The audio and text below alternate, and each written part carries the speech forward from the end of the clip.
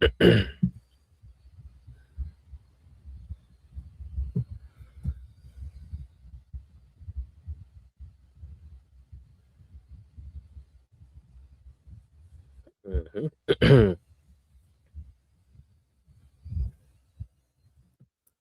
Welcome back, ladies and gentlemen, to another episode of the Cloud Ninja Podcast. Today we're joined with our regular co-host today, of course, beginning the third, my guy Raizen, and of course Black Lucia, aka Damon the Four. Could be Damon the Three, but we're gonna leave it at Damon the Four. Yo, What's going on, gentlemen? Chilling, chilling. Yeah, everything's copacetic. Everything's copacetic. Speaking of, like, after I said Damon in 3, it just made me so excited to actually have the Boruto manga coming back. I know we probably not starting off with this, but like, we got to see Damon fight again, man. We just got to see my guy fight again. And the next chapter? Not in the next chapter, but like eventually. Like we just. You're just talking about like in totality. You glad that the manga's back and shit. Yeah. My guy Damon, bro. It wasn't nothing to be flustered over. It was just a month. A nice little breather. Never did anybody no harm. Yeah, allow people to get their thoughts together. Yeah. I ain't mind a little break. It's cool. Plus, it gives us other shit to talk about in the meantime, in between time. Yeah, I'm happy there was some content in the meantime. World Cup, GTA, we were just talking about that, about to drop. So we had some stuff to hold us over. Dirt trial. Facts, big facts. Even though all that stuff would have held me over with or without. Totally different mediums, but still. Plus, we did get Boruto news. We did get those 6 questions and ages and stuff. So people know Damon's 13, so he's just a short king. Fucking whole teenager out here. Is he a short kid? Well, in terms of anime wise, like for example, how old is Trunks and Goten in Dragon Ball Super? They're like right now, I think they're 16, 15, 16. No, I feel like it's a psychological reason why his height was so noticeable to us. Is because they were never disclosed in terms of Damon being a kid. They always refer to him as, that's Ada's younger brother, or they call him a brat. But I don't know. It's just like and then they introduced him as a cyborg, and then niggas like, okay, how long they been sealed away? So niggas just like, I don't know, what is he, bro? I feel like it's a power situation. And he has a Napoleon complex. Yeah, I think so. And then nigga wears a onesie too. And he wears it probably makes his height stand out. He wears a onesie. Fun fact: Napoleon wasn't even short, so I don't even know where that little saying came from. Is he even that short in comparison to like a Himawari? Like right now, Himawari's I think taller than Damon. Yeah. Stop it. They were the same height in part 1, bro. All right, now. Hey, you think Damon's gonna? But he's 13 though. Think about it. He probably finna hit his growth spurt like right when he gets to college in part 1. True. You know I mean, if you think about it, 13-year-old Naruto was pretty short. Yeah. Yeah, I know people that were like 5'5", we were like 5'6", in that summer of like 8th grade to high school. Yeah, but it's crazy because everybody in his age range though was at least the same height as him though. Yeah, it could be. I just don't necessarily think people or characters of that age really grow much in animes. That's why it's just weird though. Everybody in part 1. I mean, Goten was like 3 feet for like years. So that's what I'm saying. Yeah, everybody in part 1 was taller than Damon though. Like even in his current height, like part 1, in part 1, Shigai, Chocho, Sarada, they're all taller than what Damon is right now. But they were also older, right? No, they're part 1. There's 12. Damon's 13 right now. You mean you're comparing them like the old versions to current Damon? I thought you were comparing old. I'm saying, yeah, they're older. They're part 1 height. They are still taller than him, even though they're younger. Okay, that's what I'm saying. Crazy ass growth spurt in 3 years. Yeah. So maybe he's just a late bloomer. You never know. Damon gonna sprout up, bro. And I ain't even tripping, bro, because the taller he get, the longer his arms get. That's just more of a cheat code. All he do is whoop. All he do is whoop on niggas anyway. So it's like he just extended his reach. You think we're gonna get a time skip after this time skip though? I mean, we got one in Naruto. We got one in Naruto, so why not? I mean, unless it was retconned, we know Boruto is 16 in the flash forward, so that would make Damon hitting 14 at the very least, if that's still. We might see him get slowly taller. Well, that's true, but I wouldn't necessarily rule out like another 3-year time skip, like how we went from Naruto at like 16 or 17 to like age 19. Yeah, that's when after the story was wrapping up, though. You think we'll get that same? Yeah, I was about to say it'll probably be like the last 2 to 3 chapters. Yeah, I don't know. I mean, I don't necessarily think it's out of the realm possibility for the storyline to need a couple more years to flesh out. Bro, as much as they've been milking this. Well, in universe, Jura kills Boruto when he's 19/20 in most timelines. So you're not wrong, Bara. You're not wrong. See, I feel like to squeeze this IP for every amount of use it has. I feel like we're just always going to be constrained with the flash forward until we actually reach the flash forward, because we have the Kawaki and Boruto fight, and it seems like everything's been settled, to the very least, to where Kawaki wants Boruto out of the way. So, like, do we think, like, how far do we think things happen? Do we think we got the Jura kill? Do we think we got Akabe? And I feel like that'll partially answer your question, because if everything's for the most part settled, then we hard cap it at 16 to the flash forward until Ikemoto makes changes. I see where you're coming from, but I wouldn't necessarily say that's a guarantee, just because there's a world where Boruto becomes a bigger threat than even the Shinju. And I think I'm the only person on this podcast that likes to look at Boruto as a villain, but like, especially to Kawaki, like if Boruto is just clearly stronger than Jura now, and Momoshiki might be going haywire, it's like, I mean, no, I ain't gonna lie, you might not be wrong, but I just don't rule it out, because the way even Ikemoto transitioned from part 1 to the TBV, it was unexpected. So who knows, bro? I think Ikemoto's style is very simplistic, but he pulls you into that simplicity while setting something up in the background and then twists it out of nowhere. But then when you look back, the twist all makes sense. Yet going along for the ride, you never saw it coming. So I wouldn't be surprised if he gives us another 3-year time skip, bro. Honestly. Yeah, 100%. I'm saying I wouldn't rule it out. But nah, I did. I wanted to open before we hop back into the Boruto discussion, because I think we're going to talk about some more of the time skip stuff. I heard that Pokemon Horizons, is that ending Raizen? And they're starting a whole new anime? Yes. So what had happened is, because Pokemon tends to like go gen by gen, because Gen 10 is delayed, they have to extend the anime. And it's not the first time this happened. It happened with Ash. Wait, real quick. Are they getting rid of what's the name in Roy? Like they're throwing them away as pro tags no more. They're done with it.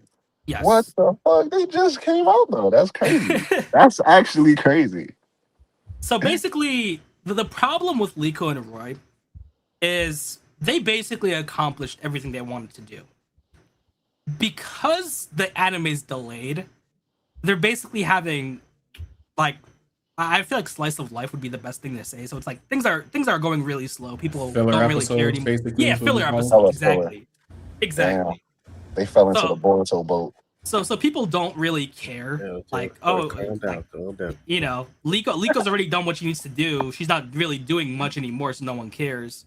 So what they're doing after Liko and Roy is really interesting, because they're gonna go to a seasonal format. Pokemon's not gonna be a weekly hundreds of episode series anymore. Another one done bit the dust on that format. Damn. So it's kind of sad, because that only really makes the holdouts to a handful of animes. Like I think it's Detective Conan is still weekly. I was about to say literally only Detective Conan and freaking what's that one cartoon? Did Boruto ever confirm that they're Hello Kitty something Hello Kitty or Garfield? Or yeah, probably. I mean, going seasonal. Did Boruto ever like confirm that? Like, yeah, hey, we're gonna go seasonal. I mean, its sister animes are gone seasonal, bro. Like Black Clover and Bleach. I know, but don't forget One Piece. I mean, One Piece is going.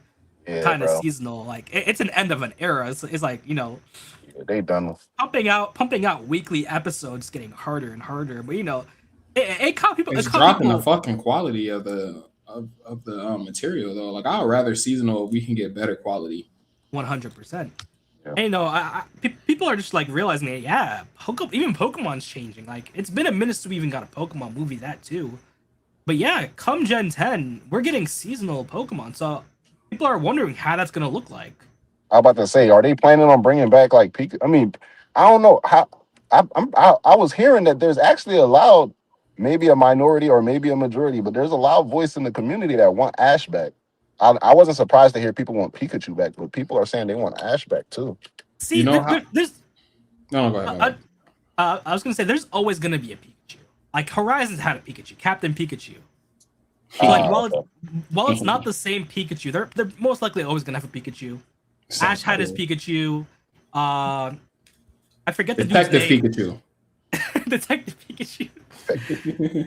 But Roy has Detective Pikachu. You laughed at it? Crazy. Captain Pikachu. He has Captain Pikachu. So like we're always probably gonna have a Pikachu in the anime. Now whether Ash comes back, I think I saw some leaks of the new character, so I don't think Ash is coming back for the foreseeable future. I think he's just done for now. So is he like a god or something? He's basically champion of the world. So that comes with not aging, because I guess so. Tell me, like he doesn't age. I was about to say it took him like forever to win the tournament though. Still, it don't matter. This kid has been a kid all my bro. Pokemon came out when I was a kid, bro. Like I'm starting to see grays in my beard now. This is insane. But funny thing, people are saying that Horizons probably doesn't even take place in the same universe as Ash. Because if you're not tapped into Pokemon, like there's like millions of universes in Pokemon. Like they're multiversal. Yes, there's multiverses. Oh, they must have a Doomsday. So there's multiple universes in Pokemon. The games touch upon it a lot. The manga touches upon it a bit. Pokemon Battle World. I'm waiting for it. Even Ash, like in I think in the Alola League, he ended up getting sent to another universe for a minute. What universe has the strongest Pokemon in your opinion? Ooh, that's hard to say. That's hard because in one of the games they talk about it that there's a mega universe and then there's the standard universe, like the old games. Like that's why you got the mega Charizard and shit like that. Okay. So there's a universe where Mega Evolution never existed. So those are the original games. So Ash might just be his own universe, and Journeys just might be a separate thing. So like, we can't even say Ash is champion in Journeys or even the new series because we don't know if they take place in the same universe. Damn. So when Gen 10 come out, it probably might not even be connected to Horizons. 100%. I mean, I think the way they're gonna go about it these days is gonna be like Yu-Gi-Oh, like how the Yu-Gi-Oh anime did it. How Beyblade does it. Fuck. So I ain't gonna lie. Yeah, when 5D came out, that's when I tapped out completely. I just lost everything. I was like, yeah. That way you came up with your name? What, Black?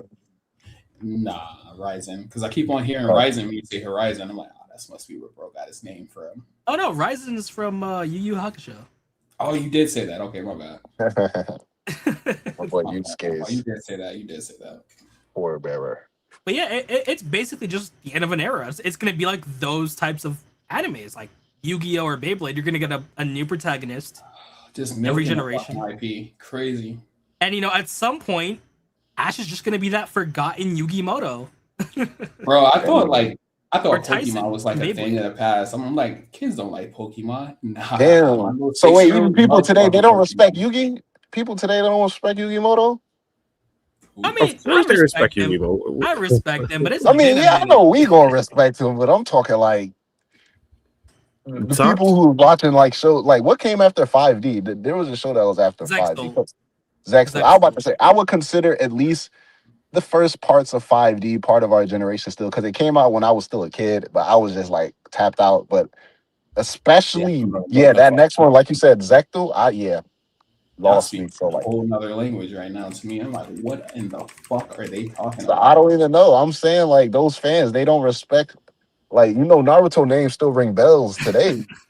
You feel me? I mean, here are all the protagonists disrespect coming from over these here. days. I have no idea what y'all talking about.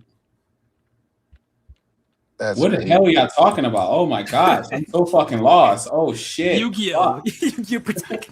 Oh fuck! Holy fuck! I didn't even know y'all was on to a whole nother series. I thought we were still talking about Pokemon. Jesus Christ! You looked up Zextal? But nah, Uchiha, I pulled up all the Yu-Gi-Oh! Protagonists, so you can judge whether it was the right idea to tap out. Those are all the protagonists after Yugi. Yes. So yeah, I recognize the red. That's the dude from 5D, right? The red jacket dude. So this is GX. He's from GX. So this is he's from GX. Yeah. So this is Jaden. Okay, I recognize the red jacket dude. Who's the black jacket dude? Is he from 5D? Yusei. Yes. That's 5D. Okay, so it's an order.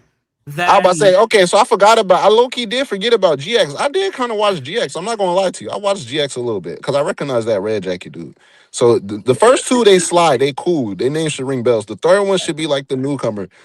These four, the rest of these 5 niggas, nuke the whole generation. The whole generation. Right now, I don't know not one of these niggas. I ain't gonna.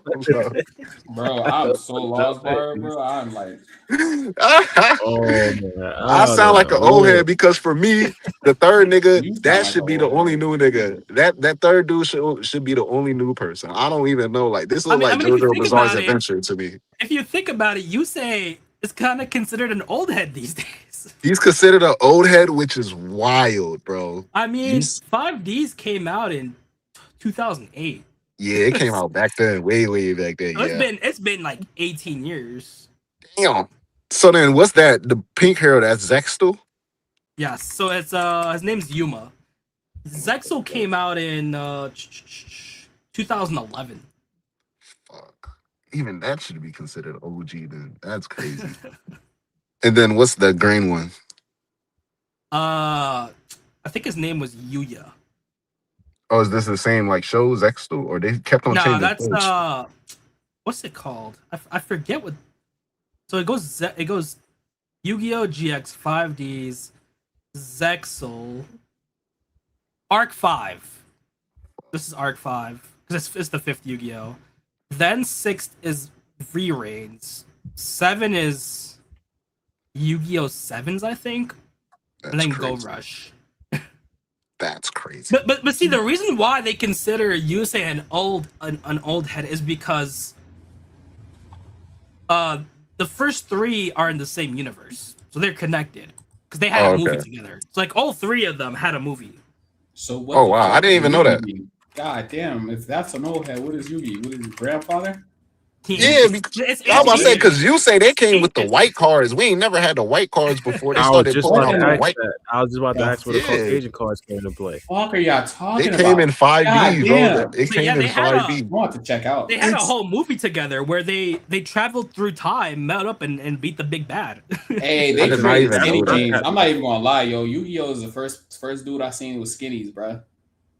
Word. You know, card games with motorcycles. I mean, it worked, I guess. Rocker biker jacket, nigga on some rockstar shit. Hair gelled up. You know what he talking about. Big ass belt buckle, bro. I remember when Dipset was doing that back when I was a kid. What? Boots had some spikes on the side. You couldn't tell him nothing. I'm not gonna lie to you. Damn thing, bro. You couldn't tell him. Look how he's ore farming right now, bro. Look at the ore farming. 100%. These two over here on the right hand side is just sitting there with their fists all fucking, you know, clenched tight and shit. Nah, Yugi, bro, hand on the hip, bro. Other hand loose, bro. Ore farming. Yeah. Not giving a fuck about nothing, bro. I'm telling you. That's crazy though. Wait, so do they continue the white card trend? And wait, what was different even about the white card? Because I remember I only bought 1 pack of 5D in my life. Black cards, just to make it yes. There's black cards. There's Negro cards. That's There's black cards, bro. Oh, fuck. I didn't even know black cards, bro. Whites only and blacks only cards, bro. They did it in Yu-Gi-Oh. Oh, Jesus. Because I tapped back in once they introduced the white ones. So I'm gonna have to tap back in after these black ones. The whites only pie card, bro, and the black. Oh, so you tap back in during 5D, Bara. I don't know what was going on the TV show. I was playing the card game. Oh, you dang! I didn't even know that. By the time the white cards came out, bro, I was like, the rules were outdated to me, bro. And we talking 2008. So like, I remember around like 2012, I was still trying to play Yu-Gi-Oh. And I was like, yo, every time I hop, I'm like, yo, we playing with the old rules. I'm like, we playing with the original rules. Fuck all that 5D GX. Bro, I don't even remember the original rules, which is crazy. I used to now, yeah, I can't even tell you how the gameplay was. Shit, do you guys want to see a duel? I can pull up the digital client right now and show you guys how convoluted Yu-Gi-Oh is. I was about to say, this is the reason why I'm so excited for the Naruto card game to come out, because I want to get back into something, and I realized trying to get back into Yu-Gi-Oh, it was a done deal. Lost cause. Yeah, it's not happening. Hey, what was the updates on the Naruto card game though? Like, what's going on in that shit? I don't know. When they drop it next year, I'm gonna grab some decks, bro. I'm gonna actually learn how to play the fucking game. You said what? Nah, the game. Nah, it drops next year. So how are they like structured? It's gonna be like in card packs, like Pokemon and shit, like how it normally is. Yes.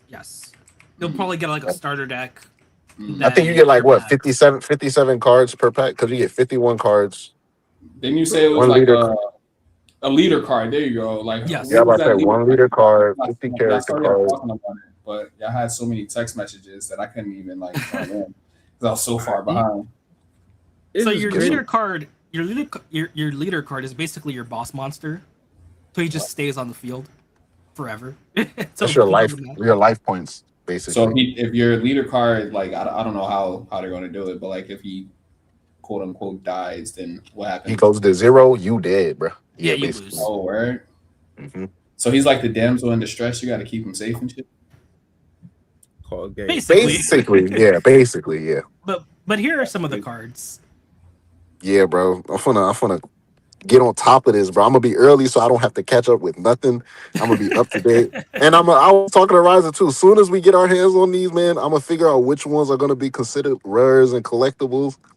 Man, I'm gonna be on top of this, bro. I'm gonna be on top of this for sure. Cause I know for a fact, just thinking back on some of the Yu-Gi-Oh cards I had in my old decks, bro. I'm a walking bank account, bro. I'm a walking bank account. Just considering like 2 of the decks I had in 5th grade, bro. Just like 2 of the decks I had in 5th grade. No, 100%. I'm thinking now, like this is the time where we could actually play the games. Like I could actually buy cards now. Like I remember when I was playing Yu-Gi-Oh, I had to beg people for money to buy cards. Now I can just actually go buy the cards. Have to do some nefarious things for your shit. Begging, I guess, will be considered. Nah, that's cool. Begging my mom, my table tennis coach. He said, "Coach, I give you this cheeseburger, coach." Hey, Coach, I'm trying to get these cards, man. Come on, Coach. I used to play chess for new decks, bro. For real, 100%. See, here's where I kind of tapped out on Yu-Gi-Oh when they made these half spell, half monster cards. I was about to say, what is this? This looked like Pokemon for a second. This is Yu-Gi-Oh. It's Yu-Gi-Oh. It's after Zexal. So this is crazy. 5 these were the white cards. Zexal was the black cards, XCs, and then you have half monsters, half spell cards. Please, was this show popular, or did they cut like which all of these seasons equally lengthy, or like were the certain ones cut short, like 30 episodes, and they finished the story? Nah, unless I'm missing something, they were all pretty long. Damn. So this one even had a this is crazy. This is crazy sauce right here. I don't know I don't know how. Well, right now. Go ahead. No, I was just gonna ask with the Naruto card game. We got like 0 Boruto characters. I think I said this in another podcast. We got Boruto. Nah, I got some Boruto characters. Oh, we do. I thought it would be like it would be kind of dope if they like free game and then try to do because I was talking to Raizen, I was like, oh, they should come out with certain characters before they release the visuals. They was kind of doing this in the anime, but like I think they should kind of like continue it in the anime as the cards are coming out and shit, like reveal certain cards in the anime and then you suddenly get them in packs and shit. That would be kind of dope. I could see that. Like for example, once they introduce, like let's say Jura, they just have Jura be introduced in the card game. That's a tough Boruto card. I'm not gonna lie. Literally like how they was playing the card game in Boruto and part 1? Like they should literally play it in Boruto in part 2. Like don't make it like a big ass focal point, of course. Like them on the side talking, having casual conversation. They're playing the card game. You see certain cards on the board and shit, and then you start getting them when they're coming out. 100% promotion. Yeah. Like, oh shit, I got the Sasuke card. Like, and then you get the Sasuke card that comes out that week. Dope. But you see, Kawaki ain't a pro tag, so he ain't getting his card yet. I'm about to say, Boruto is the only Boruto card we got? Yes, so far. Okay. Well, that shows you're going to get some Boruto characters, eh? I mean, he got that Uzumaki name. He got first dibs. I don't know what to say. Most of these are like part 2, though. Most of these are part 2, right? Then we might get a Boruto, not Uzumaki. What the fuck am I talking about? What is he now? Boruto Otsutsuki. Sorry, I've been diving into too many different mediums recently. Boruto Otsutsuki card, then, huh? For sure, hopefully. I think they're gonna go kind of low on Boruto cards because there's still kind of that stigma, unfortunately. Bro, that's crazy how like Naruto has like fallen so low that his son just replaces his Uzumaki last name with an alien. I mean, it's not by choice. How the mighty has fallen. I mean, he doesn't correct anybody. Like, that's not my last name. He goes with it. Like, he doesn't tell nobody to change it. That's true.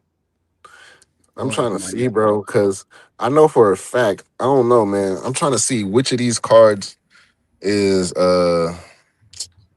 which of these cards, bro, would be like Kakashi. Oh no, it would be like the dumbest card, like maybe like the Karen card. That might be like crazy. That one might go crazy. Why? I don't know. I'm just thinking about like the popular cards because like when Raizen was talking about it in the chat, like on the last card games, like some of the most expensive ones were like the Hinata cards and the Kushina cards. Yeah. I mean, I could see Kushina, but Hinata? Bro, I don't know, man. I don't know. how do they determine value on those things? Like, is that just more? I mean, I'm assuming, isn't it like the print availability, right, Raizen? Yeah. That's what they say. It's print availability, but it's also what people are after. So it's a mixture of both. So people. That's why I'm trying to gauge the community right now. I'm trying to see what people got their eye on, so I could go ahead and, you know what I'm saying, be on top of the list. So I could. So like this is also gonna be a card, like Raged Out Naruto. Yeah, I'm definitely gonna have to cop that. Long ass fingers. I know for sure the ones I'm copping for sure. Like I gotta get a deck with that Tsunade one. I gotta get the Boruto one. This Naruto one looks tough. And I ain't gonna lie, bro. I'm thinking about that Karen Uzumaki for some reason. Bro, this dude said the Caillou cards are sick, OD sick too. Bro, I ain't seen Caillou since I was a kid, bro. What's the Caillou card? Nah, it's the Chinese collectible Naruto. It's the one with the Kushina and Hinata actually. Yeah, that was the other one you showed. Yeah. Not when I was a kid. I mean, my daughter was a kid. She used to love Caillou. Bro, that shit is worth bands, bro. That's ridiculous. That's freaking crazy. Yeah, I never even heard of it. Yeah, it's popular. Like it's not a card game, but it's just collectible Naruto cards. Yeah, they came out in English, but it's a Chinese company that prints it. Kaio. Oh, that's the company name. Kaio. Yeah. Okay, got you. Because I was so Kaio cards. That's the ones that's like still active right now, right? Yeah, they were super popular in China to the point where people over here were buying them, and then recently they released the sets in the US. Damn. So Bandai finna have some competition once they drop. To be honest, what Bandai is doing good, they're good in the art department. So like Kaio's whole thing is having amazing art. Yeah. So Bandai has that amazing art, but they also have a card game. Yeah. So more likely than not, Kaio is just collectible, right? Yeah. So more likely than not, if someone's buying Naruto cards and they also want to play the game, they're gonna buy Naruto the card game. Like we also have this Tsunade, Jiraiya, and Orochimaru card. Was that Kaio? No, this is the Bandai one. It's gonna be shit. It's like this is probably gonna be a chase for obvious reasons. Yeah, they made her boobs so big. Why the fuck why is it 3 of them? What type of card would this be though? I just came back from this tab. Titties is just what type of character card is this gonna be? I don't know, but it's gonna be a card. They just did that to put the and it's probably gonna be a few bands, maybe. I don't know. This one, no, the original Tsunade one. I think that one's gonna do numbers, bro. That original. They're both in the bar, drunk as shit too. I mean, you got Orochimaru chilling in the background. Yeah, that's crazy, bro. Everybody looking at them titties. Nobody's seen them Orochimaru, and then they got them just like so vague in the background and shit. Hey, bro, I ain't trying to look at titties no more. Hey, let's talk about before we get into the Omnipotence movie thing. I kind of want to talk about Kakashi and his live action actor turning down the role of Beast in the X-Men, which I think is insane because that's like a multi-picture deal to play Kakashi and the live action Naruto. So I think that's a big deal. That shows how massive this movie might be, if this is true, that he really turned down playing X-Men's Beast for the MCU to play our good old Kakashi. Now this is on what is this, Reddit? I think this is Reddit. Hold on, I gotta take your shit off stage real quick. Why is it not working? Or is my shit just moving slow? I've seen the announcement. I can show it if need be. Oh, that's yours? All right, cool. Yeah. Do you looking at the one? It's Kakashi. Like at the end of the Bro, day. that's what I was saying. I don't know. Was I talking to you, Black? I think we was talking about it in the group chat. I was like, bro, I fucking see it though. Like, but like think about this for a game. Even if we give credit to X-Men, and I do, he wouldn't be the first Beast. But if he's Kakashi, he's the definitive Kakashi. Exactly. Yeah, that's true. That is true. He's the first like official. I mean, we've seen other like YouTubers and like little smaller film creators. They made live action Naruto's. That was actually really, really great. But I don't think it's the first. Yeah, I don't think it's also a time thing that had to do with the contract. Like he saw both times. Maybe he was like MCU is too long of a contract versus Naruto. Probably similar pay, just as much hype, even more because it's like y'all say he's gonna be the first Kakashi. But it's taking a big fucking leap though. Like you're taking a big leap of faith because like I'm saying that's what I'm saying. Maybe he probably signing on for literally like 1 or 2 movies, and he's like, yeah, this is what I'm gonna do. But wouldn't a longer contract be more appealing? I mean, you gotta. That's a commitment, though. You're signing literally the next 10 years, 15 years of your life away. But then a lot of times, like movies are fickle too, though. Like they can give you like, oh yeah, you're gonna do 10 years. We're gonna keep on making these movies, and then you do one movie and it fails. And then we're talking MCU, bro. I know, but I'm saying, but like you got to think about how they think too at the same time, though. Like, because it happened with the MCU as well. Like, Mahershala Ali, he got put on for Blade, and he got like a 5-picture contract or some shit like that, and then they just completely halted the. That's the thing. I know it's a consistency when they do that. I see them doing that with shorter contracts though, because even with the same thing with Simu Liu with Shang-Chi, he signed for I think 3 movies, and it was like a short, like you said, 5-year thing, and they was fickle with that after the first one. So even with Commercial Ali, bro, like that's a whole nother thing. Like I'm not saying because Disney does a great job doing all the things that they do good, but it's a pattern. So I don't know what's going on, but like they just couldn't get that whole entire Blade shit. Like they had like 4 different directors and like 5 different writers come on and off.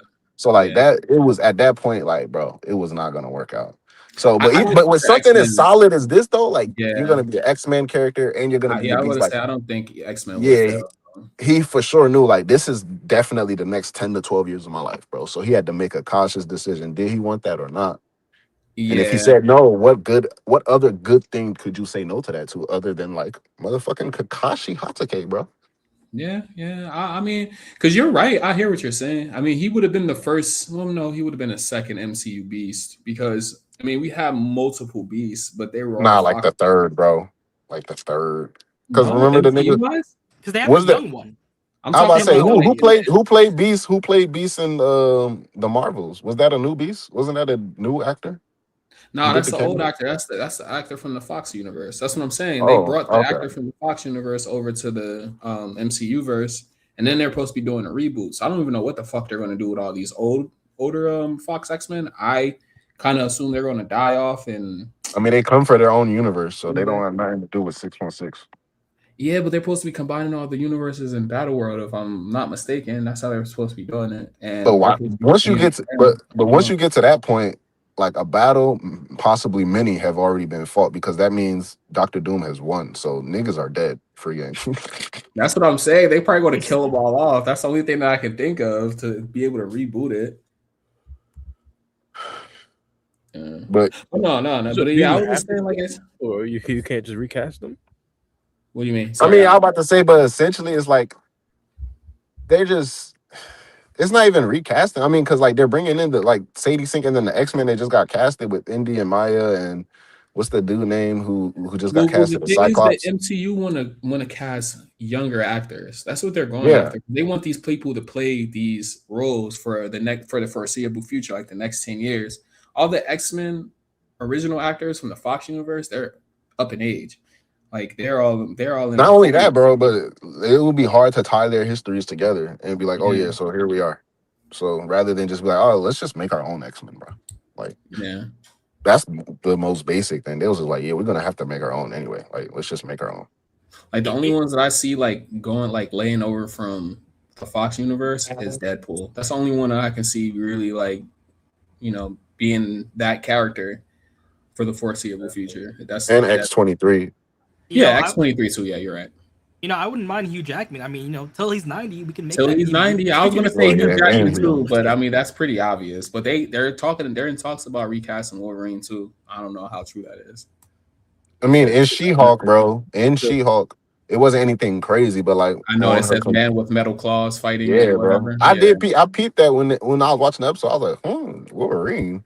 But I was like, they could do anything with that though. But that probably y'all wouldn't just support like an AI version of Hugh Jackman and making him younger. That's what they're gonna do. That's what they've been doing. I'm about to say, didn't they do that with that one Will Smith movie, Gemini, when he fought his younger self? They did that in the X-Men movie. They made Xavier and Professor X. I mean, that's the same person. Xavier and Magneto. What's his real name? I can't remember. I mean, those are different actors, though, bro. No, bro. They use the same actors. They de-aged them. It was like you talking about in First Class, or you talking about like a flashback scene? They had I know they recasted them and they had like new actors to play everybody pretty much, younger Charles and everything. I'm talking about they had this scene in one of the X-Men movies. I'll pull it up real quick. You're talking about the flashback one. I think it was a flashback scene. Yeah, you're right. But yeah, this was with Charles and the original Magneto. Yeah. I mean, that's different though. They do that. They could do that with like, I don't know how much that costs to like run a small scene with that, or like run like a whole movie with that. You remember they did the same thing with Robert Downey when they did that scene where he had like that memory technology or some shit that when he was a teenager. Yeah. They made him like age him down too. I know, because in some shows they would do like multiple scenes where they would shoot the scene with like an actor who's young and looks as much as like the person as they can get as possible, and then they would do the scene with the original actor. Yeah, and then they would like try to blend all three faces. They did that with Captain America in Endgames. Yeah, in that last scene, that old man sitting there. Yeah, they kind of they. Did that. But I ain't gonna lie, making someone older, that's easy. Making someone that's the technology to de-aging them is really it's like really in this infant stage right now. Like de-aging is another thing. It's harder to make it. It's not hard to just do it, but to do it and make it look good. And you'll be surprised how often they've really been doing that though. Like with a lot of actors to make them look more like I guess like beautified on the big screen and shit. That's different though. I'm saying that's like soft launching. That's like areas where like you already mastered the technique. I'm talking about taking it as far as like how you're saying, like how they did with Robert Downey, like a whole movie with him. Mm-hmm. We know it's him, but as that younger version, like they did with that AI, like I don't know how much money that would cost. No, not that much, because if you think about it, with Captain America, the first Avenger, half of the movie was him they used technology to make him skinnier and shit. That wasn't his body frame. They had some skinny dude come in and be a body double for him. So they've been doing that shit for a while and like making his face look smaller and everything. So I don't think it's that big of a leap for them to be able to age you down. I don't really see it being that big of a leap. I don't think it really costs that much money. It's all editing. No. All I'm saying, I am a bit excited for this conversation to come out. I do want to see how it looks. One thing I would say though, I'm way more excited for X-Men, even though I haven't really seen any of the X-Men series than like the Naruto live action, because I just have. I am more excited for the Naruto live action than I am of anything X-Men. To be real with you, and I'm an MCU nerd. I don't really care about X-Men too much. I'd rather see Naruto live action. I respect it. I just don't have faith in anime live action. After seeing the One Piece live action, I don't know, bro. I got my faith in it has risen. And then I ain't gonna lie, bro. I'm ready for that X-Men movie, bro. I need an X-Men movie, man. Every time I needed an X-Men movie, I was disappointed, except for X2. That's like my favorite X-Men movie. Every time I was like, new X-Men movie, dope. But I see it and I'm like, they could have kept this shit. I mean, growing up as a kid, I was just like, I was fucking with the Wolverine movies. Like Days of Future Past was hard. Like that time I was in high school when they was dropping shit like that. So like that was hard. But yeah, I just always I don't know. I always liked Wolverine, and I was like, yeah, the X-Men. I knew about the X-Men, bro. The Days of Future Past, really good. Fucking X2, really good. And then I like movie, what is it, Logan? I like X-Men. I like the Wolverine when he goes to Japan. That one the Wolverine was really good. That was really good. Yeah. Origins was amazing. I know people is convoluted in the history.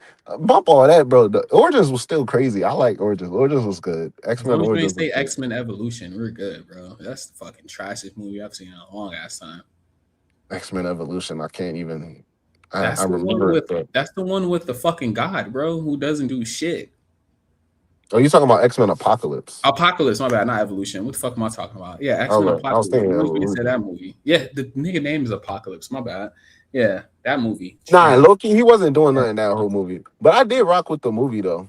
Cause I like the First Class cast. Like I really fuck with X-Men. X-Men First Class is probably one of my favorite X-Men movies. I'm not. I like the recast of Xavier, the young Xavier. I like that. Yeah, young Xavier. He's a great actor, bro. I rock with the whole. Love young Magneto too. Yeah, I rock with the whole. Once Jennifer Lawrence came in as Mystique, I don't know. Maybe it was just her as an actor, but like. I was really rocking with that era, bro. Like First Class, Days of Future Past, I put up with Apocalypse, but it was a little confusing. Especially when I watched it when it first came out. I was like, huh? Bro, your movies are only as good as the villain. The villain was fucking garbage, bro. Yeah. Apocalypse was fucking trash. And like the build-up for him was dope as hell. Like the whole beginning of the movie, but then like him coming back and shit and them resurrecting him, trash. I've been watching the X-Men 97 stuff though, like, and they do Apocalypse justice, especially in season 2. So, but yeah, bro, X-Men is just, I just rock with them, bro. They're just such a great team, man. Do you think that was a good decision for Charles Munson to turn, like, because this is not official yet, like they say that he turned down a role. So do you think that if he turned down the role for Beast, you think that was a good decision to make for Beast for Kakashi? I mean, at least he has something as good as Kakashi. So I'm not like right now. I'm between the two. Yeah, I'm more excited for the X-Men movie. But like I said, bro, that's Kakashi Hatake, bro. And plus, it's Destin Daniel. Like we're at an age now where we're giving a lot of credit to these directors because they are doing their job in terms of like in directioning and ensuring like the product comes out as great as it can possibly be. And Destin. Bro, Spider-Man Brand New Day is an amazing film. It's an amazing film. And I like that they're getting directors that actually know the property that they're covering. Like, you get a lot of directors who will do like comic book movies and shit like that, or like they'll pick up. I don't even think the dude who did Dragon Ball Evolution really knew Dragon Ball like that. Like, you're actually getting. He said he was in it for the check. Like, that's what I'm saying. Like, okay, yeah, that's what I thought. Like, he knew nothing about Dragon Ball. Like, this dude who's directing Naruto, he's a Naruto fan. So I'm like, bro. Even that though, I gotta see because I'm not sure who's writing the movie though. Because also like the thing about it, I'll also admit Destin had great opportunities to work with like really great like Shang-Chi. They had really great writers, and Spider-Man Brand New Day team they had great writers, and also Destin was willing to like bring in different writers and do different things to make it sure. So like he gets even more and more credit on that. But like also, it's also big on who's writing. He's co-writing for the movie. Okay, so if he's co-writing and he has his hand on the pen, so that's cool then. Yeah. And I was about to say, I don't think that he will bring in people who aren't Naruto nerds. Like they have to. I don't see him bringing in people who don't know the series like that. Like they have to have some type of knowledge of it. Plus, we had Kishimoto literally show up in the documentary. So where? Dude, yes. So dude. Yeah. You know shit's about to go down when Kishimoto shows up because he never shows up in anything anymore. Well, Kishimoto chose him as a director. He's working. Right? He's definitely working with Kishimoto in terms of the making of the movies. So Kishimoto chose him as a director, if I'm not mistaken, correct? Kishimoto took the Oda route. Kishimoto took the Oda route. He was like, all right, once y'all start, let me know when day one is. I'm gonna pull up on set and we gonna figure out what to do from there. Basically, that's what Kishimoto did. Like the same thing like, at least he's as long as Kishimoto was involved in the process, I think it should be a success. Yeah, I think it should be a success because that's what they went wrong with Dragon Ball Evolution. Like they didn't because then they let the creator of One Piece have a say in the One Piece live action as well. Yes. Bro, he was there. That's what I'm saying. He was there since day one. He was like, "Yeah, bro, y'all do what y'all do. Y'all got y'all peoples, but like, just let me know once the first day starts. I'm pulling up." And we're gonna see what's going on for real. Like, because you got to think about it, these IPs are their babies, basically. Like, this is something that they pretty much like handcrafted by themselves and came up in the gutter with. Like, you don't want your baby to be shitted on and displayed in nasty matter. I don't know. Like, I don't see it being a bad movie. No, it's actually a thing though because there's an anime. There's a lot of anime who done this, but like, I'm thinking about this one anime in particular. I forget which anime it is, but it's not necessarily anime about anime, but within the anime, like a lot of the writers and famous. You just fucking lost me. I'm sorry. The anime within the anime. I'm sorry. Go ahead. Continue. But basically, like within the anime, like different writers and creators of popular anime in that world, like one of their biggest fears is having their anime about anime, like they're like about anime creators, I should say.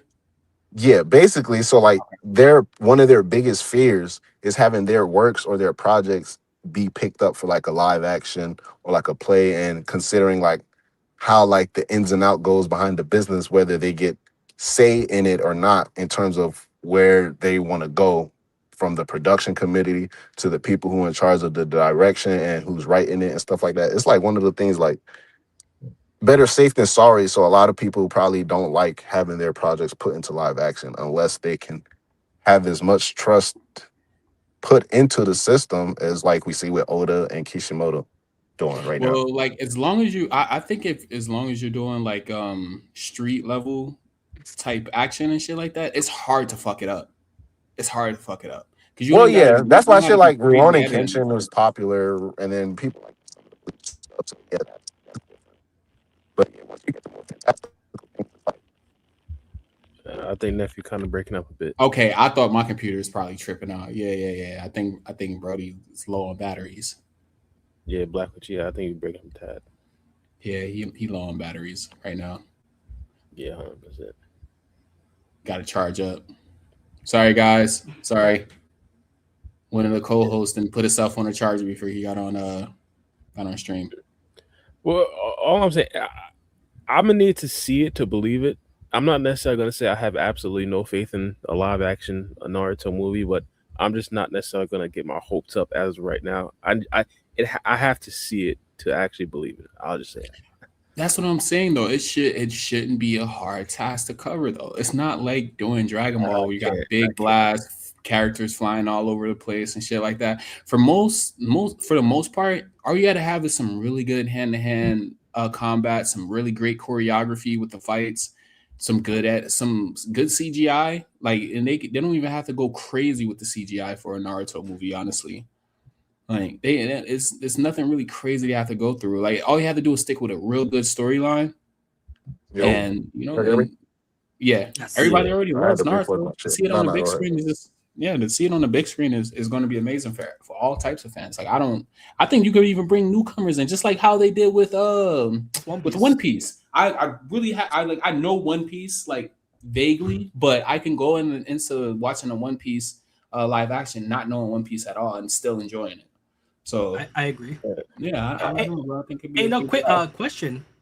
I was gonna say, what past live actions, especially Dragon Ball Evolution, or even if we want to go back and talk about that live action Avatar movie, the excuse has always been that they didn't go with the creator's vision, the director messed it up.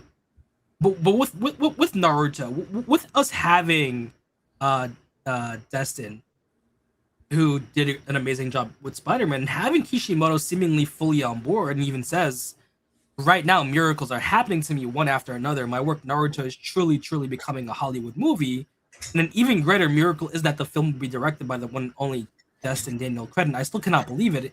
If so many miracles have already come together, then let us hope for even more.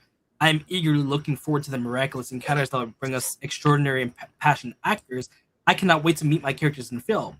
Now, seeing that they're both heavily involved, we have the literal creator of Naruto. If it flops, and I don't want it to flop, but if it flops, does that kind of close the door on live action movies? We're blaming Kishimoto. We're blaming Kishimoto. Kishimoto's never going to hear the end of this if it flops, bro. Like, what the fuck is going on, Kishimoto? All the tweets go to him. Don't bother the right now. I think the bar is like for it to be good. So I don't think people are expecting it to be great. They just want it to be good.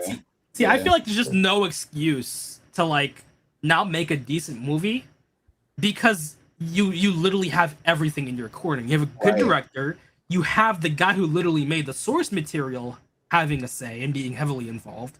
So if it flops, there's literally no real excuse other than it's just not translating well to like live action. You got one of the dudes who directed one of the highest grossing movies of all time. You got the source, the creator, like you got everything that you need. Like you have all the tools. If you fail, that's crazy. I feel like everybody could go crazy, but this movie still fails. Like, I mean, my thing is just the idea of a live action anime. It just isn't that easy to complete or to perfect. It depends. I'm telling you, it depends. It depends. It really does. Like I'm saying, if they focus on the ninja aspect, they can make a hard movie. I'm not gonna lie. Bro, like it's not that crazy to translate the Naruto anime into live action. I don't really see it being that crazy to do. No. I feel like the only thing that like they really have to do and they really have to focus on is nailing the characters. Like whatever actors they choose to play whatever character, they have to nail that. So far, we got Kakashi. I think bro would be a perfect Kakashi. I can see him with the mask on and everything. Like I can see him playing Kakashi. Like their character selection has to be on point for this. The wigs have to look cool, but they can't look ridiculous. Like ridiculous, yeah. Thank you. Like One Piece gets away with it because it's a ridiculous and fantastical world. So their realistic wigs have to look ridiculous.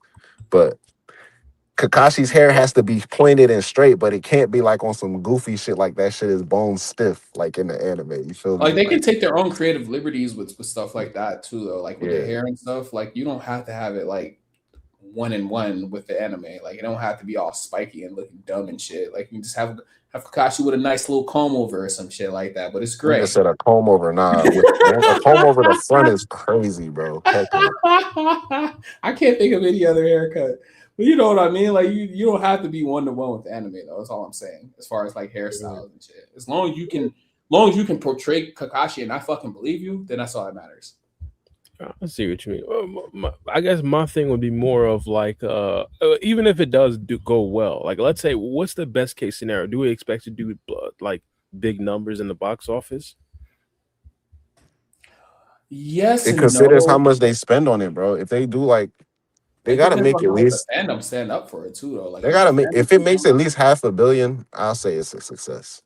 No, I'll call it a success. If it makes at least $500 million, I'll call it a success, bro. You international sales? Are we talking about? I'm talking about total everything, bro. Everything. See, here's the situation though. If that shit comes out in China, it might do numbers because Naruto is crazy in China. That's what I'm saying. Like it just really depends. If the fandom really step up, like if we get a nice ass trailer and it gets everybody hype and the trailer sells it, like that's really going to be the defining point of how good this movie's going to do.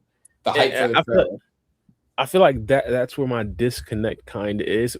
Past the fact that live action animes are just difficult to make in general, I think a lot of people, would be I just feel like a lot more people would be interested in like an anime movie in a way. See, the thing with the live action, I think Raizen had brought this up earlier. they never really went with the source material. They didn't get the creator involved. Like that's why a lot of the earlier live action shit failed. I get that, but I'm just saying I feel like the hype would be crazier if it was an animated film. Like for example, when Dragon Ball came out with Broly or even like Resurrection F. I feel like for sure. Yeah, no, of course. But that's because that's what the fandom is used to though. We're used to animated films and shit. When you get something that hits you out of left field and you get live action and it actually really looks good, bro, I don't think there's nothing beating that. This is like the translation from fucking Marvel going from just cartoons, strictly cartoons, to live action, and they took off with it. I mean, but they had other superhero films and shit like that did that before their hand. So I don't know, but yeah, I'm gonna believe it when I see it. Oh, and I'll also say this: if they come up with a Boruto movie and it's live action, I will blow a gasket, bro. Let's cut. That would be a little bit harder to do. Can we cut the malarkey, please? Let's not get ahead of ourselves. Like Loki said, shipping in is where it's like okay, where you can do it. Like we can do it. That's manageable and ship it in. When you get, cut the malarkey. I'm sorry. The part one you can really do it. That's manageable. When you ship it in, that shit gets iffy. When you got big ass Susanos and like Naruto throwing Rasen Shurikens, like it just starts. Everything just starts getting grandiose. But when you can condense that and make it street level and everything makes sense, like I think people like people will like that. They can relate to that. It doesn't get too crazy with the visuals and shit like that. I think the highest grossing live action anime is Alita Battle Angel at $405 million. I think Naruto was shit on that, bro. I think a Naruto live action will completely fucking leave that in the dust. The highest. I'm saying like 800,000. I'm thinking it's doubling that. Almost $1 million. It's 405 million. If it was if it was thousands, like that's a wrap. That would be. That's why I said I could see them making $500 million, bro. I could see them making 500 million, calling it a day. Did I say 400,000? I meant 400 million. 800 million. My bad, not 800,000. If that's what I said. Yeah. No. And then of course. I really think Naruto would double that, bro. What 500 to 800 million is realistic. What did Boruto movie sell? What was that? Let me Boruto's movie is the highest Naruto movie. So. Yeah, I think I made like 80-something million, 100. How many million? 30 million? They had to make way more than that, than 30 million. I don't think it made 38.5 million. Oh, that's 38.5. Yeah. Boruto movie only made 38 point. How much it is? Anime movies aren't that crazy. Like I think Demon Slayer broke it with like what 500 million, 560 million. Demon Slayer Infinity Castle was at 800 million. Like damn, 800. Unfortunately, crazy. Unfortunately, Naruto ended when those types of anime movies weren't that mainstream. Yeah. Oh, but look, okay. But at the time, Boruto doing 38 million was a lot, though. That was. Yeah. I'm looking at Dragon Ball Super Broly. They said the production budget was only 8.5 million, and it made 122.7 million. So I can see how the studio keeps on pushing those out. That's because at the end of the day, in hindsight, animated movies aren't really that too crazy to make. Mm-hmm. Especially like something like Superhero, which was like 3D models. Once you have those 3D models, you just have them forever. And you're not going to pay your voice actors more than a couple hundred thousand. You're not really going to go crazy. They ain't blowing up no Lamborghini, so I guess. Yeah, the highest is still Demon Slayer. For first and second. Animated movie is crazy. Bro. That is insane. How much was the budget for Demon Slayer though? Let me see that real quick. Let me see. This one, we not touching 800K. I mean 800 M's. All due respect. Nah, I think so, bro. I think so. A live action movie, yeah, it could hit 500 to 800. If it was animated, I'd say there's a chance we hit probably 300. No, bro. You just saw what the Boruto fucking movie did. Nah, 38, and that's right off the back of Naruto. Beyond the Spider-Verse, from the break that from the snatch Demon Slayer chain. I mean, that's the record. Like that's not hard to break. I mean, if the Naruto live action movie breaks 38 million, which I hope it does. flops or it's a flop, then that's the highest grossing Naruto movie. If the Naruto live action only hits 32 million, that's a fucking flop, bro. That's a fucking flop, and then we'll never get another live action Naruto movie ever again. All right, so let's throw out some predictions. Let's throw out some numbers. Way too early predictions, I guess. What do you guys think they're selling? 400, 500 mil. I give it 400, 500 million. Oh my day! Go ahead. I would say 5. I would say 5 cap at maybe 8. If it's really successful and Dustin's behind it, maybe 800 million. I could see it capping, but I would say around 500 million. I say we should wait till that first trailer come out, and then you'll really know, bro. If you see Naruto Twitter going fucking crazy, expect some fucking M's to be made off of this movie. Do we think it'll do more than Supergirl? Can who? No, Supergirl made how much? What, like 300 million? Yeah, 126 million. Supergirl fucking flopped. Supergirl made 126. Yeah, Supergirl on a budget of like 170. They lost money. That's crazy. Nah, that's messed up, bro. I can't wait till Man of Tomorrow come out. I hope her character shines. But that's crazy, man. Oh, they recast it. Cause I heard, like, I didn't even watch it though. They said that she really didn't do a bad job in it. It was just like the way that they wrote the movie. She didn't do a bad job at all. No, it's just people didn't want to like watch the movie. That's the situation. Yeah, I ain't gonna lie. I like the movie. I'm not saying it's the greatest movie of all time. I sat through the movie and enjoyed the whole movie. The people that like had a disconnect with it was like really the hard comic book fans and shit. Because I guess her character is supposed to be an asshole or some shit like that, and like the character didn't match the comic. Nah, that's because she was an asshole, definitely. But I see a lot of the gripes is basically the cuts of the movie and like. Basically, they're saying, I mean, I guess if you're going to the movie to watch it from that perspective, then that's what you. Because I was watching it as like, oh, I'm a fan of the DC universe. I'm gonna go watch the Supergirl movie. But a lot of people are saying like, oh, it just felt like it's supposed to be. Like I watched some reviews on it. I probably would have enjoyed it though. Because I don't know the nuances between the different characters and shit. I thought Supergirl. I thought it was a good movie. But they said it got.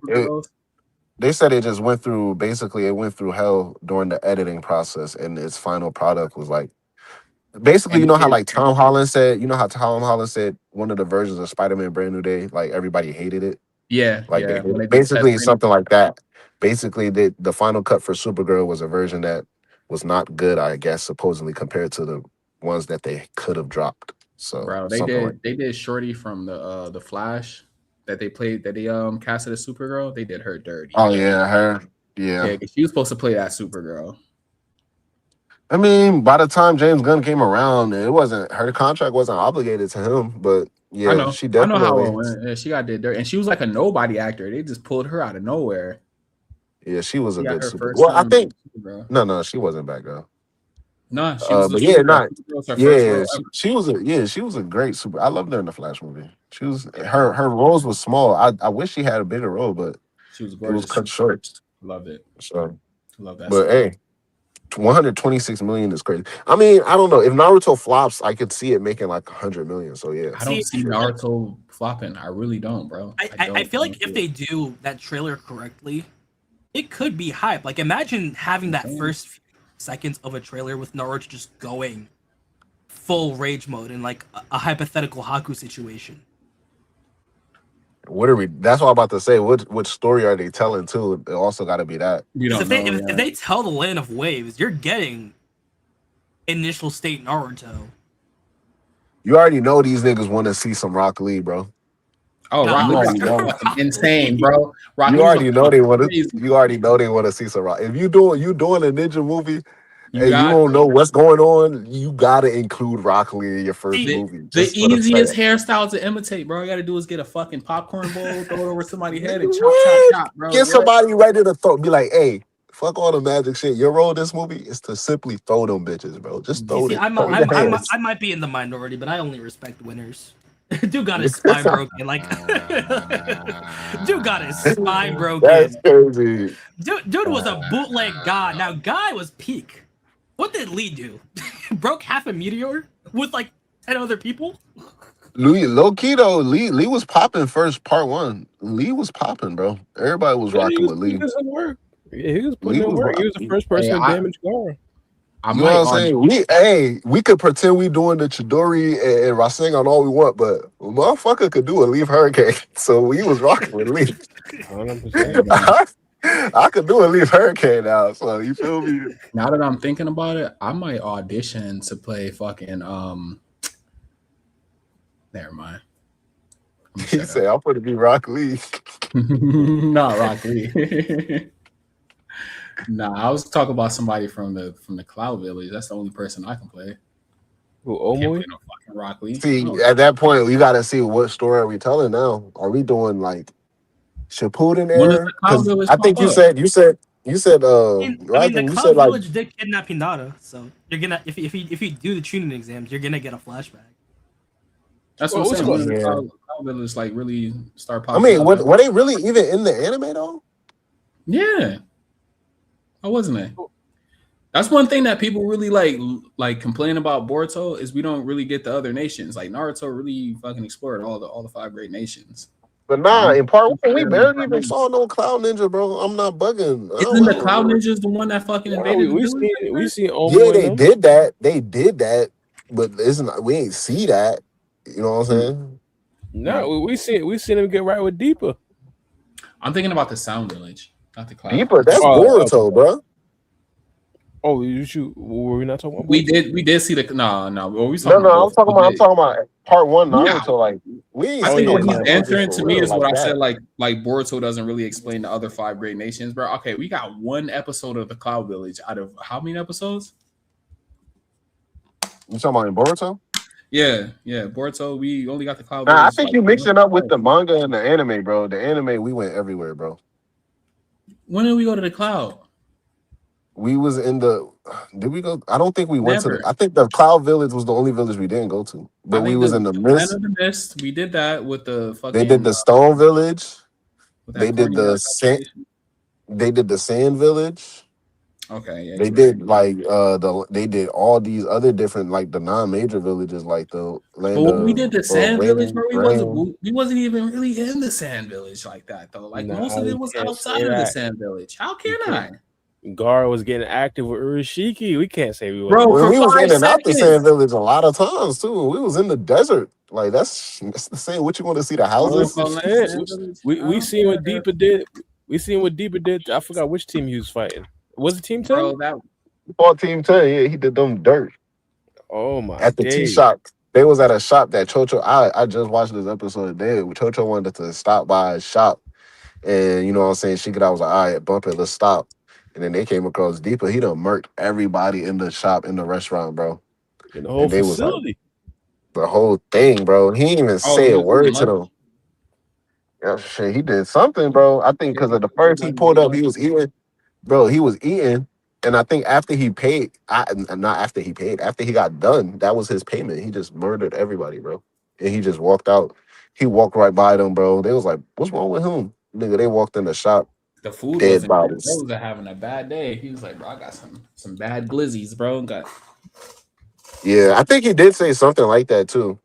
That he had the food didn't have no taste or something like that. Yeah. That was when he was getting his aura. Deepa was one of the best written villains, I'd say, that Boruto had, because he just hands down. I think he was probably he was one of the best Boruto villains that we've had. Hands down. That was a great arc for sure. Next to Jigen. Yeah, Jigen was that guy, bro. Jigen was tough. I'm not gonna lie. Next to Jigen for sure. Jigen was tough. Yeah, 100%. Y'all did have a storyline that y'all wanted to go over about the movie. I don't think we went over that yet. Oh yeah, that was Black. I'm assuming. Yeah. I thought it was Raizen, but it was Black. Hey, you got the screenshots. You can throw them in Discord, and I'll put them on the screen. I mean, I have the screen, but like the whole notes is like way longer than the screenshots. That's just like the beginning and the end, bro.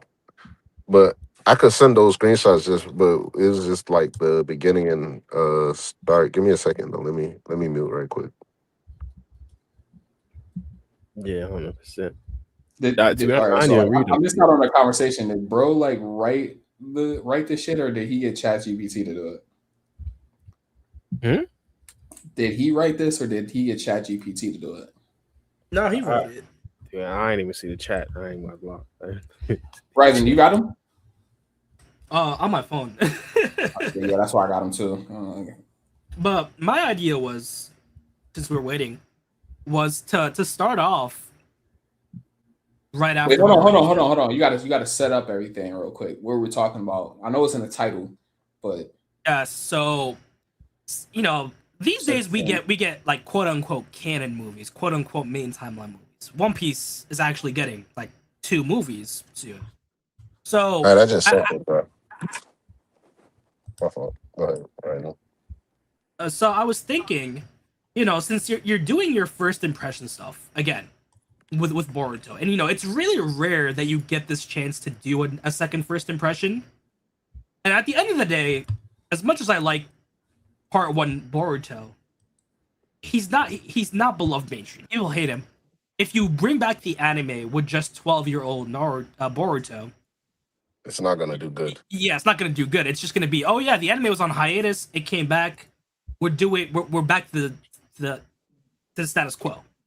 But if you have a movie, if you market it to like a situation of where, oh, Naruto's dead, like have that be the main selling point. Naruto dies, Boruto dies, or whatever. Have that be the main selling point. Get people who haven't read Naruto, who haven't read Boruto, haven't watched Boruto, get interested. Because if they hear Naruto is quote unquote dead, quote unquote killed by Boruto in a trailer, that's gonna get seats. Literally have it. My idea is a bit different than Uchiha's, but in my thoughts, we could have it start off to where Kawaki killed Boruto. Have Boruto have that intro. My name is Boruto Uzumaki, blah blah blah, and I died. Something like that. Like I don't know if you guys watched Superman and Lois, but there's an episode where Clark comes back to life and he monologues about it. Have that go down, and then pick up from there. Superman returns. Have Boruto's revival. Go through Omnipotence. Maybe add a few battles. Like you can easily extend the Kawaki battle. Go through that, cut a few things, simplify a few things, whatever. The ending of the movie, because I in my mind I could see this as a 2-parter, but Uchiha brought up a great point that it could just be one movie. But you could have Boruto leave the village with Sasuke. That's the end of Part 1. Then you have Part 2, the Sasuke training stuff. Code's the big bad. Boruto loses, meets up with Koji, and then you have that transition to Boruto appearing in the village, stepping on Code, and now you got people interested. If you want to find out what happens next, now you gotta watch the Part 2 of the anime. I could see that. That's not crazy. The one thing I would say though, like, you could kind of run into the problems that you did have with the first Boruto movie, where you're kind of rehashing a storyline that's already been told, right? Not to be fair. In this situation, it hasn't been told in animation. Yeah, only been told in manga format. Yeah. Oh, yeah. I'm about to say we still got like 12 chapters left to tell. Yeah, you're right, because we did stop at where Boruto got clapped. Yeah, you're right. Yeah, I could see that. Yeah. So, but like he said, that could be like a flashback, or like he voices that over, because that would be like something that we would know as like the generalized community, but like people who would be watching the movie who probably don't have the effort to tap into all that extra stuff. Be like, okay, what's happened so far? They can have Boruto, but yeah, I died. Plus, it could fit. It could low-key fit to the people who tapped out after the first movie. Yo, bring back Momoshiki. Wait, shit, I thought this man was dead. What do you mean he's still alive? Wait. Momoshiki's in Boruto? Have them get low-key interested. Dangle kind of like low-key explain the karma and his trials and tribulations with it up till that point. Like you can just go just do a quick monologue, like with Avatar. And then low-key, you can dangle Naruto's death. Literally have the trailer say Boruto killed Naruto. Now you're getting the Naruto fans interested. And then he should do that dialogue like he did at the first one. Like, this was my at the beginning, it was me and my father's story. Now it's my story, and then he could start this one up like, this is my story now. Yes. Yeah. Yeah, pick up with future Boruto's narrative. I could see it. And start the anime in Part 2. Wouldn't mind. long story short, bro, they coming back with part 2. If I had not seen 12-year-old boys on that damn poster, that's basically it, bro. Whatever they do, like, we better not see 12-year-old Boruto on that damn poster. Like, that's all it is. Hey, man, So, you never know. All right, we got your movie breakdown on the screen too, but you want to go ahead? I mean, Raizen, we basically started off with the same idea, like opening up the movie with like a flashback of some sort to basically catch up the general audience. But my whole thing is like, because a lot of the pushback is that you can't really turn the Omnipotence arc into a movie. But even Raizen made a great point where yeah, I know, I'm saying that. That's what I'm saying. But even Raizen made a great point. It's like, you could even break it down into like 2 movies. Like, it's enough there to where you can work around it and make it work into movie if you want. But even just because I looked over a couple of the chapters the other day after Ryzen sent me the manga, I was just reading like the Omnipotence parts, basically the last 12 to 13 chapters, and I'm like, bro, there's a whole lot of stuff where, first of all, like the Boruto anime, they pick bits and pieces of certain chapters and implement that into the anime before even getting to particular chapters. So even starting from like, because we never necessarily got the full chapter 68 animated, and then going from 69 all the way up to chapter 80, like that's the last part of Boruto that needs to end off the part 1 ages of the Boruto anime. Damn, do you think if they did a whole like a movie though, they'll make a movie out of? But that's the thing. Even within all of, I know, but even with all of those chapters, bro, it's a whole lot of fluff. It's a whole lot of fluff. It's like to sum it all up, like, even because I wrote this whole thing down just to basically break it down, because I was like, nah, let me challenge myself and see if you can actually break this down into a movie. And I'm looking at like, you can break this down into a movie, implementing things from Boruto to Blue Vortex, all in the efforts to basically showcase, part 2 of the anime is coming back. But even within the Omnipotence arcs, the main points you have to make sure you hit within the storytelling beats is, the Momoshiki scene where he warns Boruto. So what would be like act 1, act 2, act 3? Like, how would you break it down like that? So I think, all right, because you have it on screen. So basically, in the time when I wrote it, this you have starting off in the TBV time. Because remember in the arc where Boruto met Koji, you're gonna start act 1 off in TBV? Yeah. So listen, you remember in the part where Koji, this is how you tie it into the anime, because the main point is, right, because even with Raizen's different approach, the main point is you have to start the anime with the TBV persona and the TBV promotion and marketing. You can't promote or market 12-year-old Boruto. It's not going to sell because of the stigma. So in this case, for the movie, you would start with the 14-year-old Boruto, like the scene where Koji first saw him with the frog, prior to him basically meeting the frog. Like prior to him meeting the frog, we see Boruto's running from ninja. He looks different. His hair is longer. He got a scar.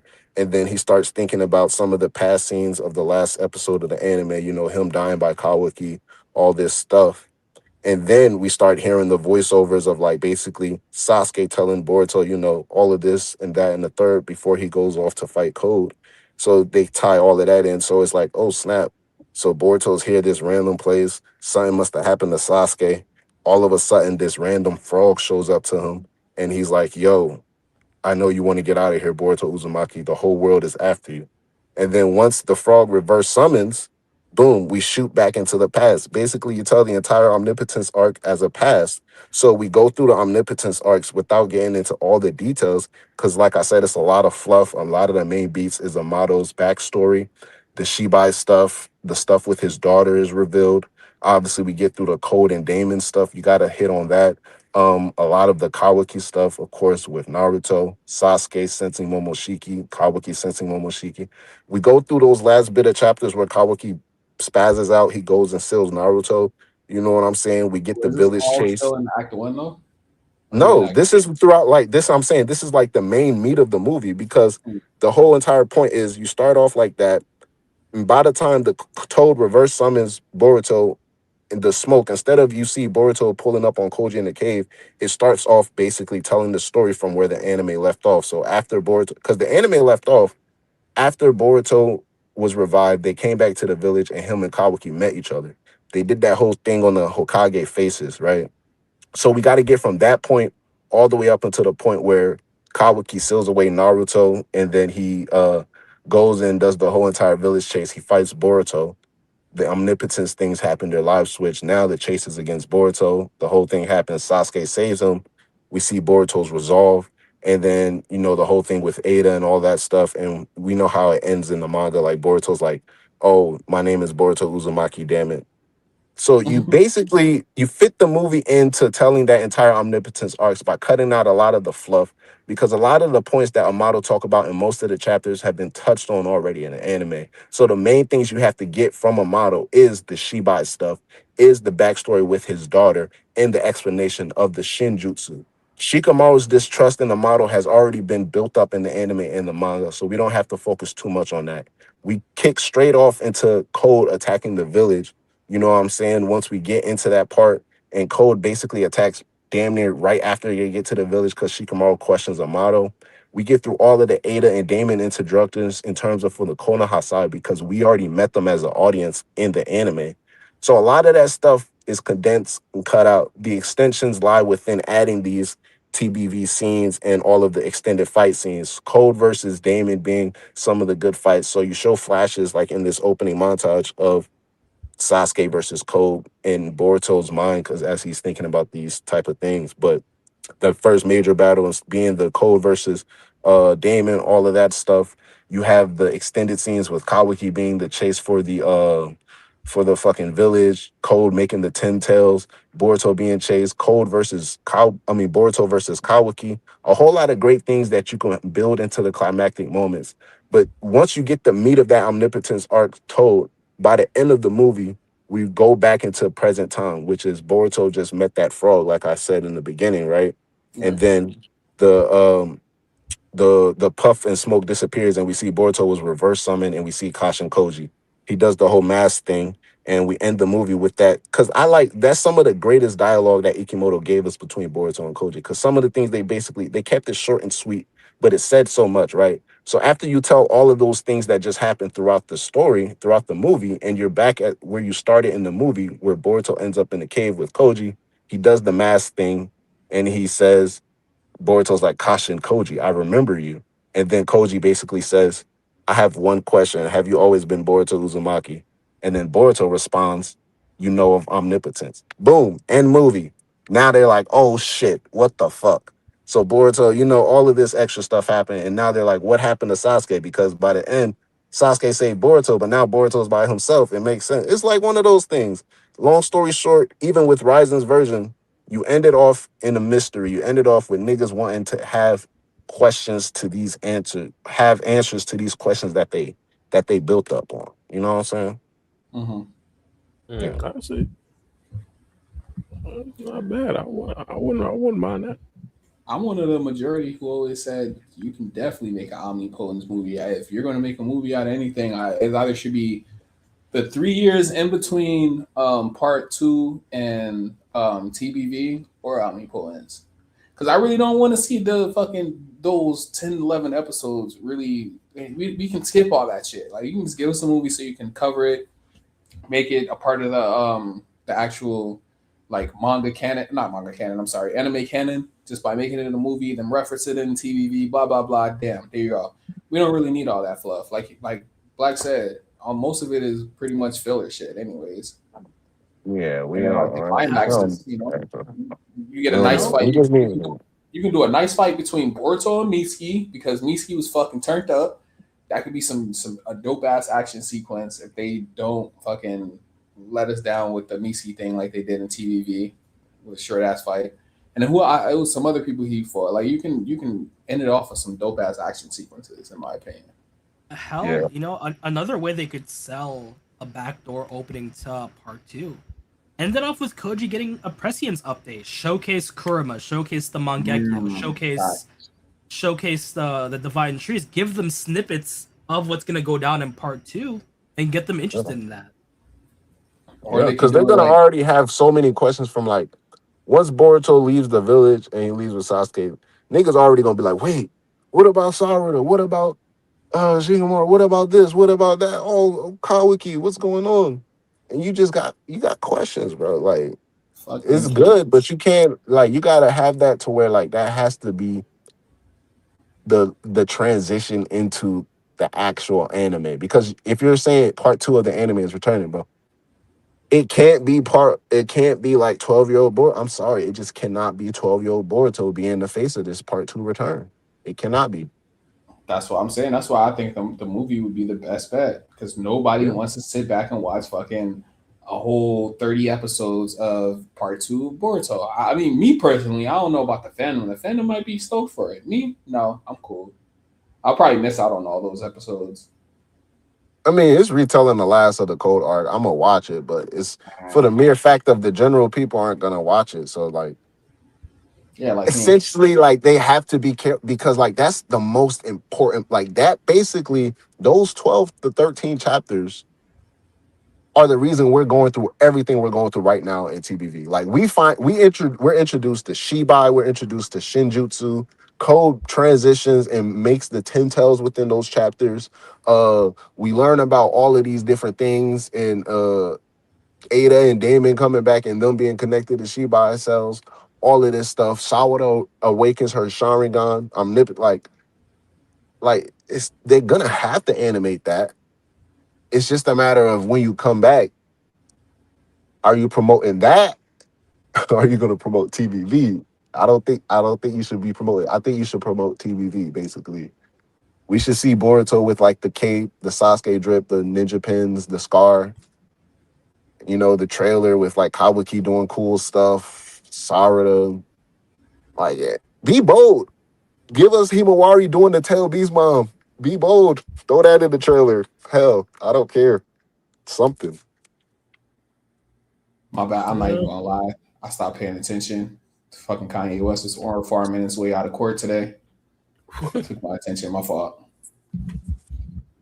He said, realistically, though, do you guys think we'll actually get a movie to, I guess, promo part 2?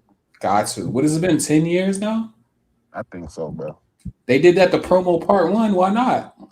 I think so, bro. I don't know. I mean, either that or it's gonna be like an hour and 15 episode special. Am I wrong or am I right? Did they do that to promo part 1, or am I tripping?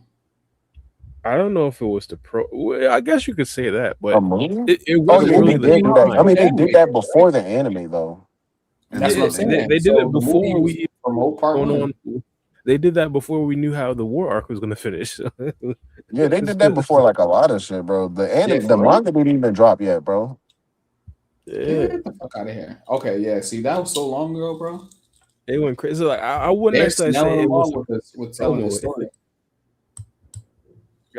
In a way, it could be the promo, but, like, I think they were thinking way ahead of time, or ahead of just promo. And I mean, like, unless I'm wrong, I think most of the reason why the guys upstairs wanted Boruto was because the movie was the most successful.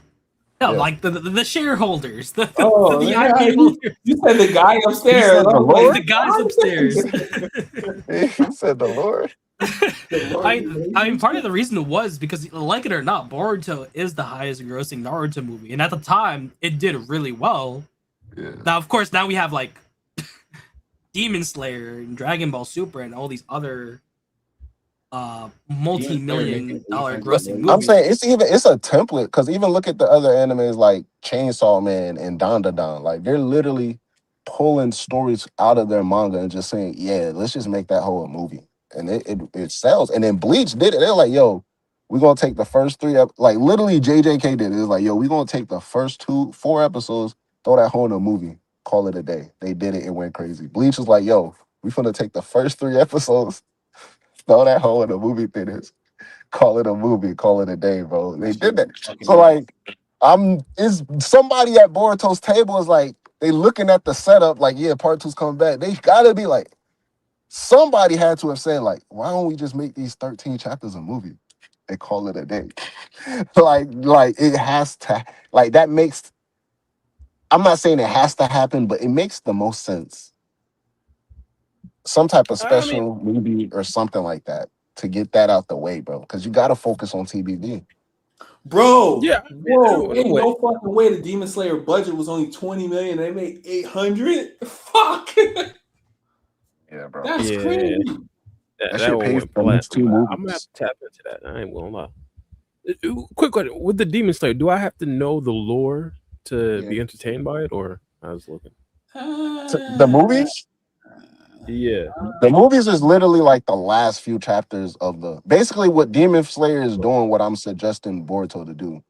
They got these last few chapters instead of telling it throughout the rest of the anime episode. They're like, fuck it, let's just make 3 movies, and that's what they do. Like Raizen said, they could just drop a 2-parter and make 2 movies. They could do anything, bro. So, but now you wouldn't be able to because it's literally the last arc of the anime, the movies. We're unfortunate. And then the first movie, Mugen Train, is like literally not the second arc, but technically it's basically the second season. The Mugen Train movie is like the start of the second season. Oh, okay. All right. I was about to say what? But that's the one with Rengoku and shit, right? Yeah. Yeah, you're right. See, that's what I'm saying. Like the template is there because that Demon Slayer started doing it.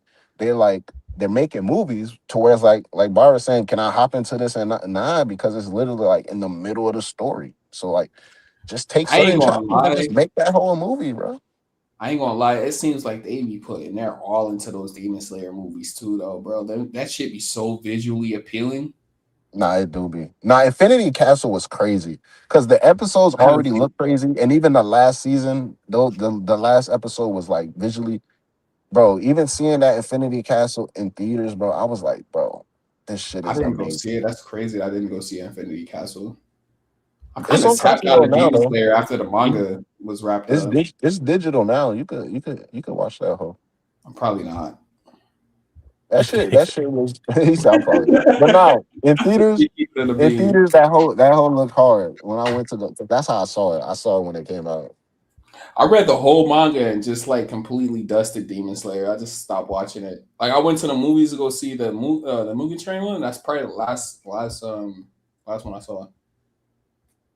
But how long is Demon Slayer? It's not that long, right? Probably like 100 episodes total.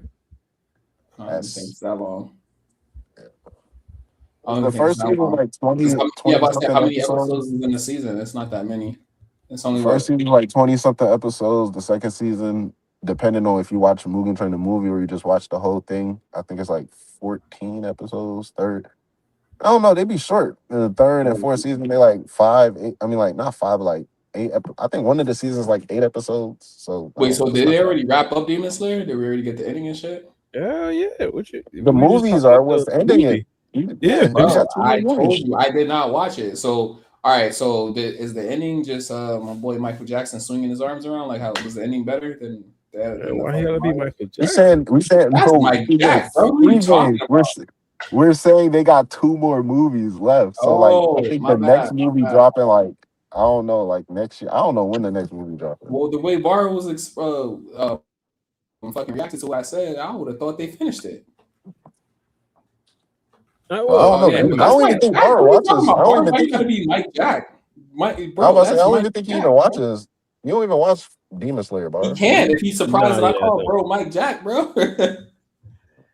You never seen I can't even remember his name. It's been so long since I read Demon Slayer. What's his name, bro? The head demon. What's his name again? Bro, I know my guy name not Mike Jack, bro. Bro, yes it is. That's like when Shannon Sharp like Muzan. Young Ho. Muzan, there you go, bro. I'm gonna show you why they call Muzan Michael Jackson, bro. And when I was searching them up, it came up Muzan Jackson, bro. What the fuck is going on?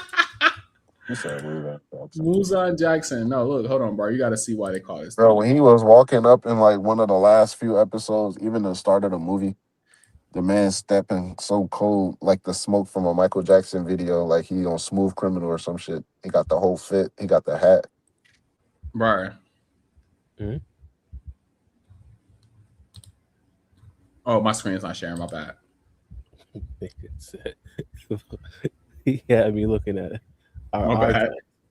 There you go. Okay, yeah, I get it now.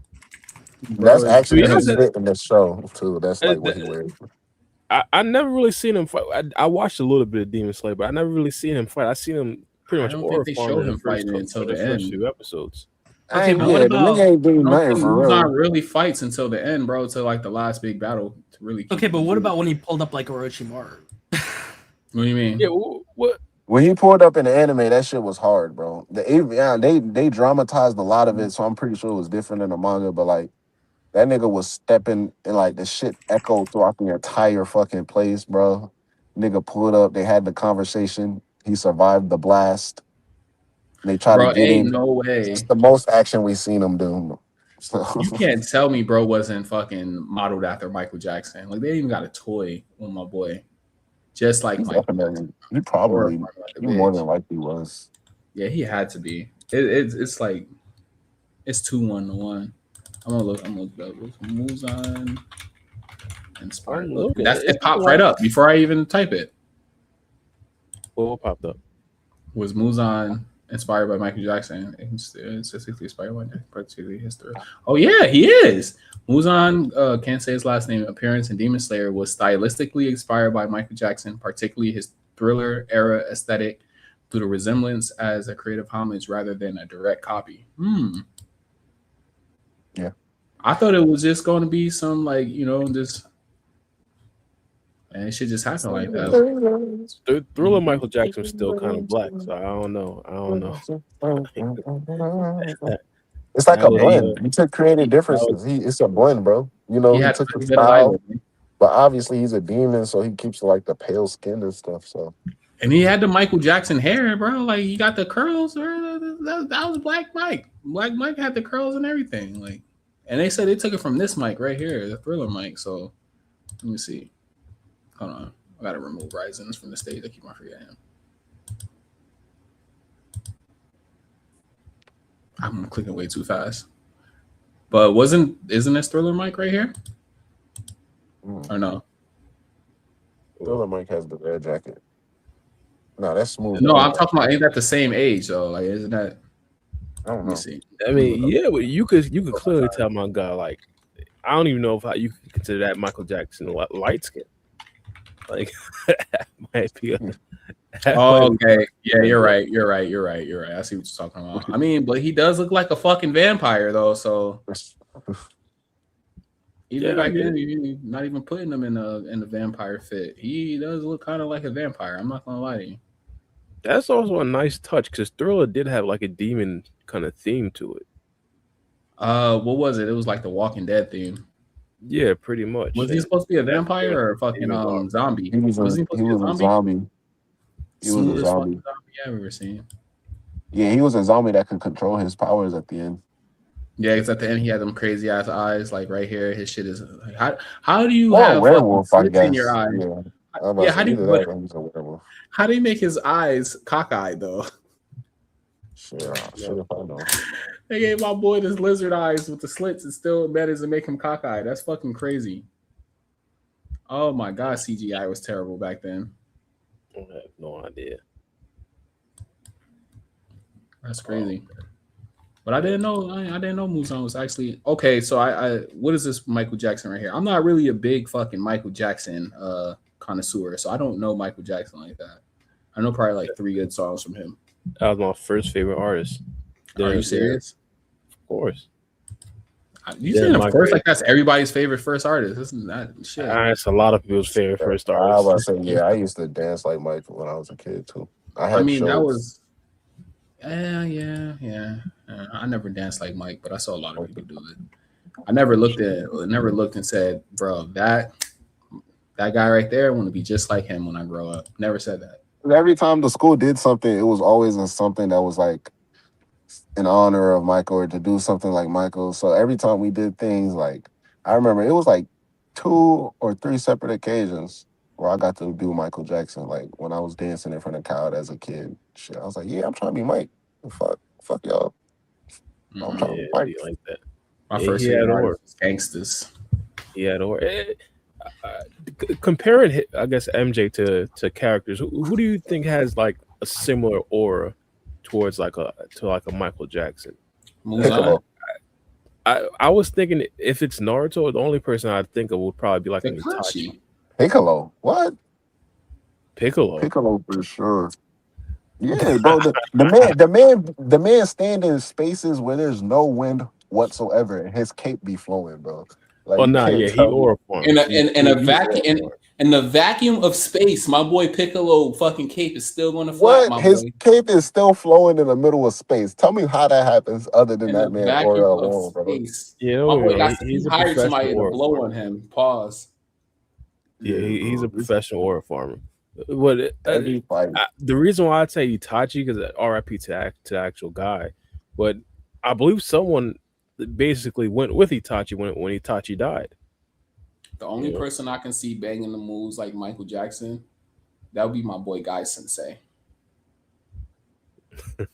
I ain't gonna lie though. Person, I would say if I we can see being Guy honest, Sensei moonwalking all over some. I would say if we being honest, aside from like Naruto's came like once we get past the war arc, I ain't gonna say past the war arc, even past the pain arc, his name started to really become popular. But like past the war arc, yeah, he had that aura, but it was more so like by reputation. But throughout the whole story, like we gotta give it to Kakashi. Like everybody, Yeah, I was about to name him too. everybody who pulled up on Kakashi knew who Kakashi was. Even Kakashi Hagoromo knew. the copy ninja. The copy ninja. He knows 1,000 jutsu.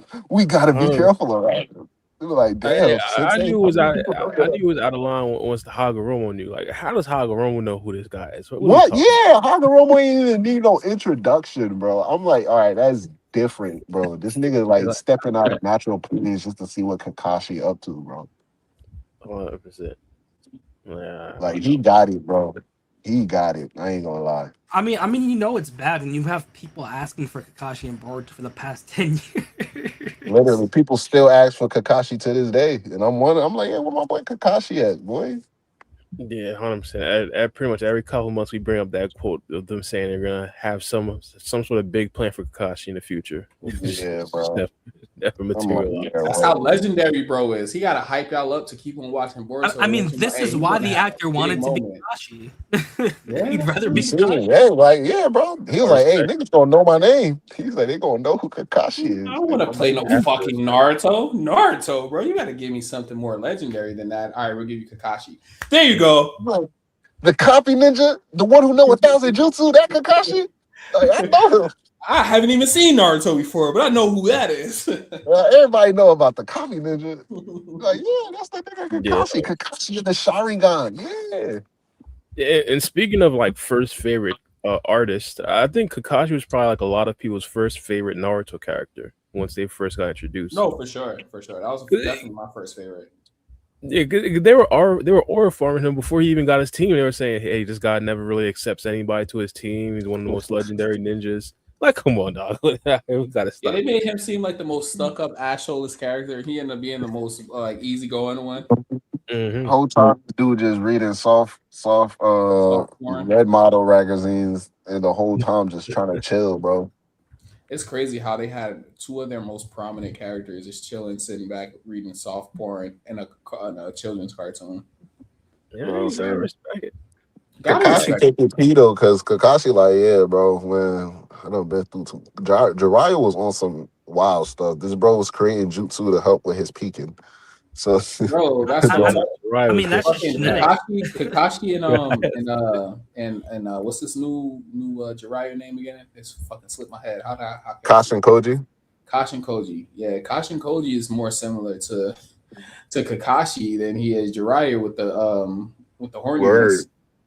Yeah. Kakashi didn't even try to hide it, bro. He was just like, hey, I'm just reading. Just don't mind me. Yeah, he was a subtle perv.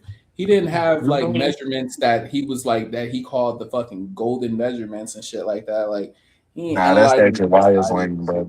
Jiraiya was just that just sounds like some shit, Jiraiya. Hey, Raizen, what's Jiraiya's measurements, bro? 106. Measurements of what? What are you talking about? What's that again? 106 centimeters. That's crazy. Excuse me? What?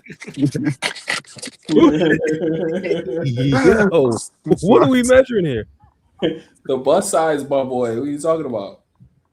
The what size? You never know. You see, look, you sleeping. Yo.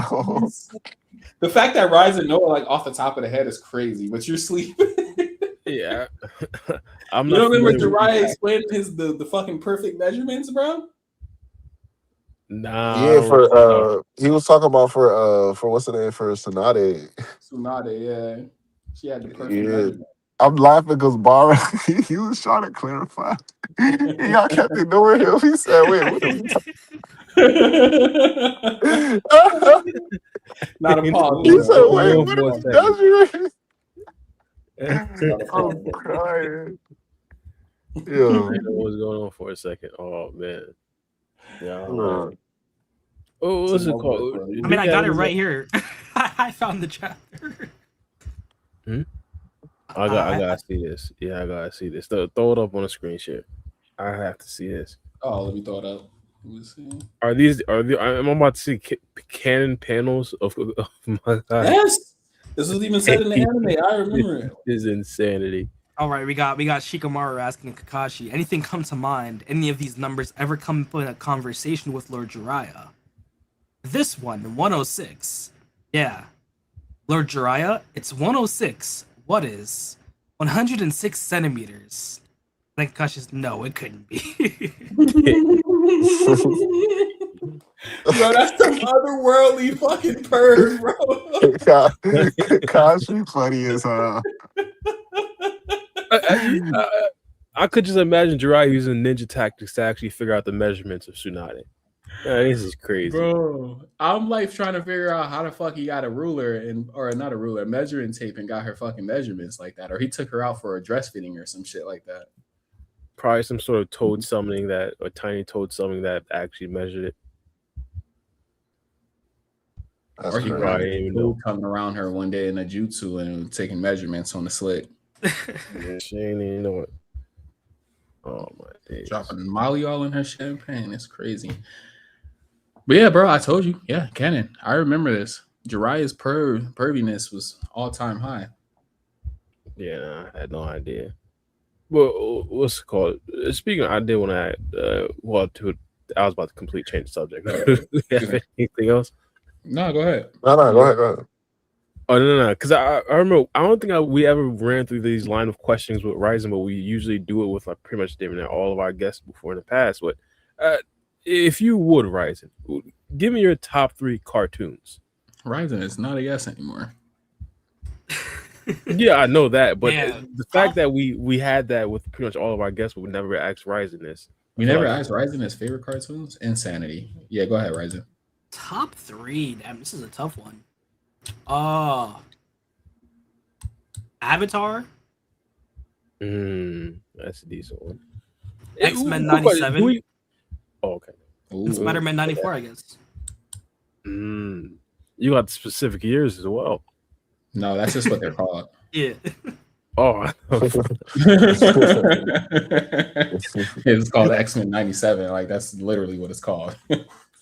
As far, to be honest, I never really heard much people like actually name those specific like cartoons as their favorite. They always go with like, let's say, a Disney Channel classic or like a Cartoon Network classic.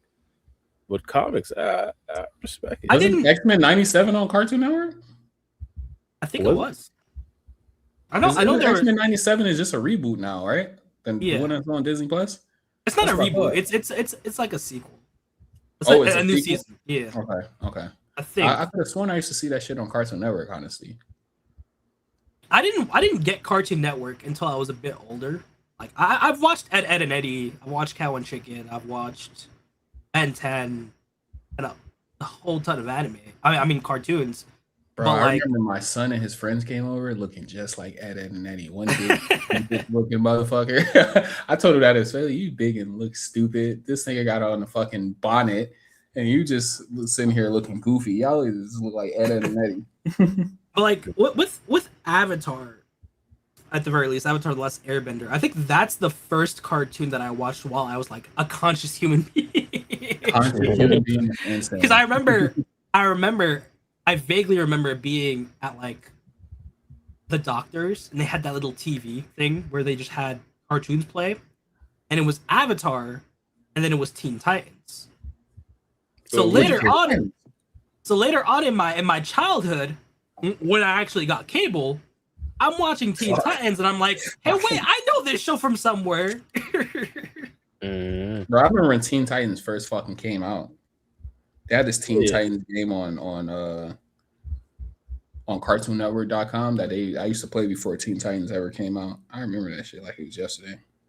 Yeah, 100%. Yeah, Teen Titans used to be scary, low key. It was darker before they rebooted it. Slade. Oh my God, Slade.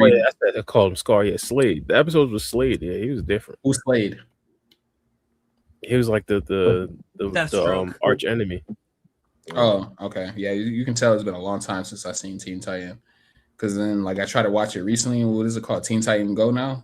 And it's more cartoonish now. Is Slade in Teen Titans Go?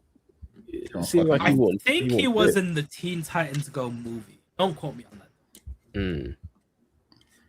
that. Could be. Bro, the hardest fucking character in the DCU is Cyborg. I'm not even gonna lie to you. I had watched what is that? The Justice League movie? Oh, Teen Titans is in DC. Oh my god. Yeah. Robin, hello. Yeah, I remember when I put those two and two together because Robin to me always seemed like a number one. Like when I watch Teen Titans, but it's like he is a number one in Teen Titans. I get that, but like it just seems like he's an overall number one. Like I couldn't see him backing up anybody. Like being Batman's sidekick, bro. Have they ever brought Batman and Robin to the big screen? I have never seen like a Batman and Robin movie. Me either. Yeah, no, I never. I'm thinking about it, but I'm not really a big Batman fan to even like call it. Yeah, I wish they had like a legitimate Batman movie where Robin was actually one of those guys, but I don't think I ever really seen one of those. I don't know. Right, Raizen Black is there? Because I don't know. Live action? I don't think so. Like there's no Robin, right? Unless you want to. They have a live action show called Titans, and it's basically he spends like the first season he's already left Batman, and he's basically building a team, but like him transitioning into a leader and eventually turning into Nightwing and shit. It's a great show. It's on HBO called Titans. He turns it dark. That's the only thing with Robin in it, because they even have obviously the first, what's his name, Dick Grayson, the first Robin, and then later on we bring in, I think, what's the other one, Tim Drake or one of the other Robins. So are you saying their legal names? Yeah, because that's how people tell them the difference between. Because Robin's just like the title. I thought Robin was his name, bro. I thought that was bro's name my whole life. Nah, because you got Damian, you got Damian Wayne Robin, you got Tim Drake Robin, Damian Wayne, Jason Todd. Jason Todd. Did they ever say his name in Teen Titans? Because I don't ever remember this nigga having a government name. His name is Dick Grayson. Yeah. In Teen Titans? Yes, Dick Grayson is the main, like the first Robin. They call bro Robin. Dick in Teen Titans. That's his name. Like that's his comic. That's government name. I'm not even trying to be funny. It's Richard. It's Richard Grayson. Like Well, Richard Grayson, yeah. But so his name is Richard in Teen Titans. Like they call him Rich or anything in the episodes. I don't remember any of this. Well, no, it's just Robin. They're gonna call him by his call him Robin. Code name. Like I don't even think bro ever took off his mask in Teen Titans. Yeah. Nah. But his actual name is Richard Grayson. Gotcha. Okay. What's his point? What is the point of Robin? He has no powers. He's just riding and walking around in a motherfucking onesie. So Robin I was gonna say you could argue Batman has no powers, but he's still. But Batman's super rich. What's Robin? I was say Robin is usually like is usually like a troubled kid, bro, that just needs somewhere to vent his anger or traumatized. Basically Peter Parker. But it's not even that. I mean, he's Batman's adopted son. He has that. Oh, is he really? Yes. He is? Okay, see, that's where you're getting. Because, like I said, bro, I don't care about Batman. I mean, it's a running joke that Batman just adopts kids and makes them Robin, except for Damian. He literally adopts. He gets Dick Grayson. Robin gets sick of his shit. You know what I'm saying? In most storylines, like they break off. He starts the Teen Titans. Terrible. Turns into Nightwing, and then he gets Jason Todd, and then he gets Tim Drake, and then I think Damian is his actual son. Like that's the only one that's his actual son. So Damian Robin. But like Batarangs aren't cheap. Dude's invoicing Batman for sure. This shit sounds terrible. Y'all say he's just fucking picking up random kids and making him Robin. But funnily enough, each Robin have their own fan base, bro. Each Robin is actually solid enough of their own character. Like Jason Todd is popular storyline. Like his whole storyline with the Joker is always crazy. I think what's Tim Drake known for? Like I don't know. I know Damian Wayne. Like he's just funny. Like he's funny known for being Robin. vanilla Robin because you have Dick vanilla Robin. This shit is just getting crazier and crazier as you guys talk. Because you have Dick become Nightwing. Then you have Jason Todd become Red Hood. You can't call him Vanilla Robin and then call him Dick in the same sentence, bro. No, some diversity here. Tim Drake, because so far along, Drake. I'm pretty sure Tim Drake isn't really relevant anymore. Because I think the last time I've seen Tim Drake, I'm about to say, isn't he he's the least popular Robin? Yeah, because like he just quit. Because I'm pretty sure at the very least in that like DCAU he just got beat up by Joker and became Joker Jr. for a minute and then this is fucking crazy. I didn't even know that. And just quit, and that was it. Hey bro, why do everybody hate Miles Morales' voice actor? I've been seeing a lot of hate for him on my recommends on YouTube. I guess he was trying to get my guy Breeze. How can you hate Breeze? Bro, I've been seeing a lot of people always talking crap about him. Like, I guess he was like fucking hitting. You don't watch Power? Nah, I don't watch Power. But they was talking about him, like, 'cause you know, like the running gag with every Spider-Man they always get with their MJ, and they have like mad interviews with him hitting on MJ or the girl who plays Gwen. I think she plays Gwen. Oh yeah. Yeah, he's always hitting on her and never goes Haley Steinfeld. Yeah, there you go. Yeah. I don't know, that's what I kept on seeing. I guess I'm just like in a little minority community because I'm not really. No. You're right. Because when that happened, that was when Across the Spider-Verse dropped. Well, not when it dropped. I think it was like months after because she got married to some dude, right? Yeah, Josh Allen off the. I forgot what team he played for. The Bills? Is he the Bills, Bar? Well, who? Josh Allen. Yeah, the Bills. Yeah, the quarterback for the Bills. She got married to him. I think I don't know exactly because I'm not gonna lie. I was rocking with him for Spider-Verse, but then when he got casted in Power, like really anytime he pop up on my timeline, it's because of Power. So that's why I really, really rocks with that too, though. But at that time, I do remember I don't know, he made a post or something, and then people was like, "Oh, he's salty," and it sounded like, I don't know, bro, but yeah, they got married or they was on him. They was definitely, and then something happened with like, I don't know, something. The girl who played Liv in Spider-Man: Homecoming, I think she called him out or something, but then people were trying to. Yeah, but people were trying to say she was being weird. I don't know, bro. I remember that though. That happened a couple years ago though, and then people were calling. But yeah, of course, Shamik. Yeah, he took the brunt of the scrutiny, so everybody was calling him weird and stuff like that. Imagine being the only fucking Spider-Man that doesn't get your MJ. That has to hurt. Like you hear about this curse, bro. Yeah, she's playing Gwen. But shit, nigga, that shit don't ever end well. So it's not like it's. I know. Then they had to take Tom Holland, and what's her name? I done forgot the old girl name. That's crazy. Zendaya. Yeah, they had to put him to the side and tell him like how everything always ends out and shit. I mean, yeah, Amy Pascal. She said she had the same conversation with all of the what's the name, the MJ and Peter cast. Yeah. I mean, because she's the head of Sony. So that's what they mean when they warned them. It's basically her just saying like, "Yo." Because after it happened with Toby, so obviously she talked to them about it. And then what happened with Toby and his MJ? They dated throughout the first movie and broke up, but they kept it professional to finish off Spider-Man 2 and 3, though. And then Andrew and Emma Stone, they dated throughout the first movie, and it was bad. I don't know how, but yeah, it ended or something like that. Or they were trying to date secretly, yeah. And then with Zendaya and Tom, she did the same thing. She was like, "Yo, bro, just don't do it," and they still did it. But I don't know how it would even work. Are they the only ones to get married though? Yeah, they're married. That's what I'm saying. They're the only ones who actually ended up. Yeah, they're married. Yeah, well, they got engaged like last year, right? Last year. Yeah, I think they got engaged like last year sometime, if I'm not mistaken. I have no idea. I know they started. They became public like around the second movie. So like it's been years, bro. I don't know.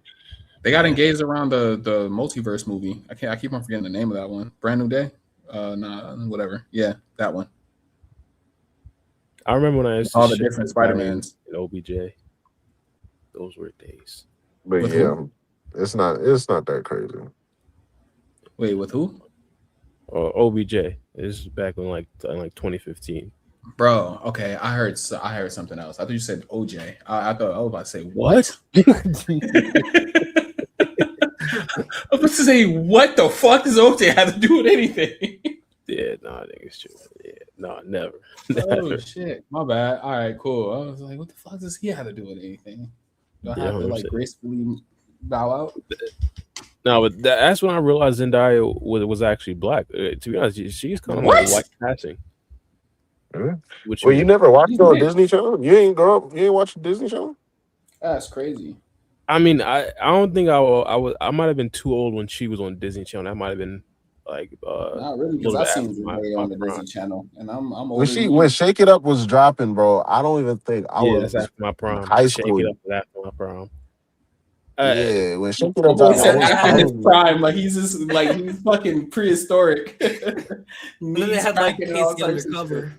Yeah, because Shake It Up was dropping when Wizards of Waverly Place was still dropping episodes when Shake It Up was out, bro. So I was still watching Disney Channel back. I knew Zendaya from way. Yeah. I think my first time watching it was Shake It Up.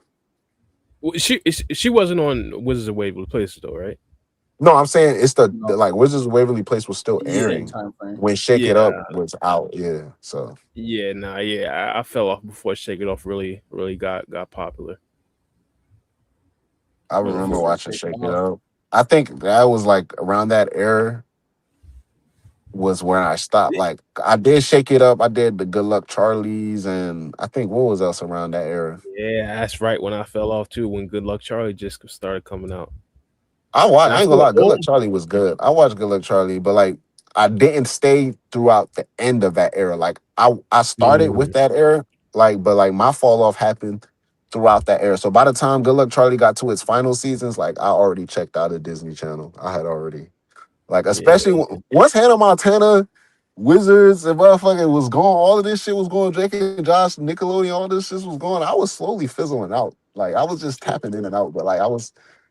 Yeah, man, I started turning on Sports Centers. I'm still fucking fucked up about y'all telling me that Batman was kidnapping kids and making them Robin, bro. I'm still kind of fucked up. Yeah, I'm saying he was. You thought there was only one Robin this whole time? I only thought that there was one Robin. Never knew Batman kidnapped, bro. Made him. Robin becomes Nightwing, bro, and then after that, it's just mad different. I know Robin, who Darkwing Duck is. I don't know who the fuck Nightwing is. That's the original Robin. He goes by Nightwing because he got tired of people calling him Batman's sidekick, like you're doing now. Insane. He got tired of the stereotypes. Well, that's crazy. Then his second Robin, know him as Batman's sidekick, and that didn't really change nothing. You said it's a second Robin? Come on. Then his second Robin dies, and he goes and buys a third Robin. Y'all are fucking me. Literally, it's four different Robins, bro. Y'all are fucking me up, bro. Y'all are fucking Jason Todd normally dies against Joker. Well, in Titans, he dies against Joker. And then I looked it up. I guess he dies against Joker in a lot of his comic origins. So, but like, yeah, Jason Todd is one of the brutal ones. See, that's where the DCU was fucking up at, bro. Instead of trying to fucking reboot Superman and Batman all the fucking time, come on with some little side characters. Let them get some shine. Let's get a Robin series. Come on, let's do it. Come on. Yeah. Like they didn't learn nothing from the MCU. The MCU didn't keep on like relying on their fucking heavyweight IPs to keep them afloat. They started off with Iron Man. Nobody even they had no choice, bro. They had no choice. I get it. Still, they made Iron Man like one of the biggest Marvel characters, and he wasn't that before they came out with the live action shit. Yeah. I'm tired of seeing another fucking Batman reboot. Come on, let me get Robin. I know nothing about Robin. This shit would make a good world for me, but I'm just being selfish. I ain't gonna lie, there has been a lot of Batman, but I don't know, that Robert Pattinson's Batman was good, but what's about to make it confusing is that he's not even part of the DCU, and he's getting Batman too. Yeah. And they're going to cast a new Batman for DCU. Did you know how many times they rebooted the DCU? That's fucking lie. Well, yeah. Well, the first one was it just went through like shit, bro. So it makes sense. But this one, they still haven't even casted their Batman. So we're gonna have two active Batman. James Gunn is heading this one, right? You said what? James Gunn is spearheading this reboot, right? Yeah, he's in charge of DCU right now. And they have been doing terrible with this reboot. They've been doing. No, they have not. No, they have not. They only released 2 films, and one of their films is one of the worst selling films of all fucking time.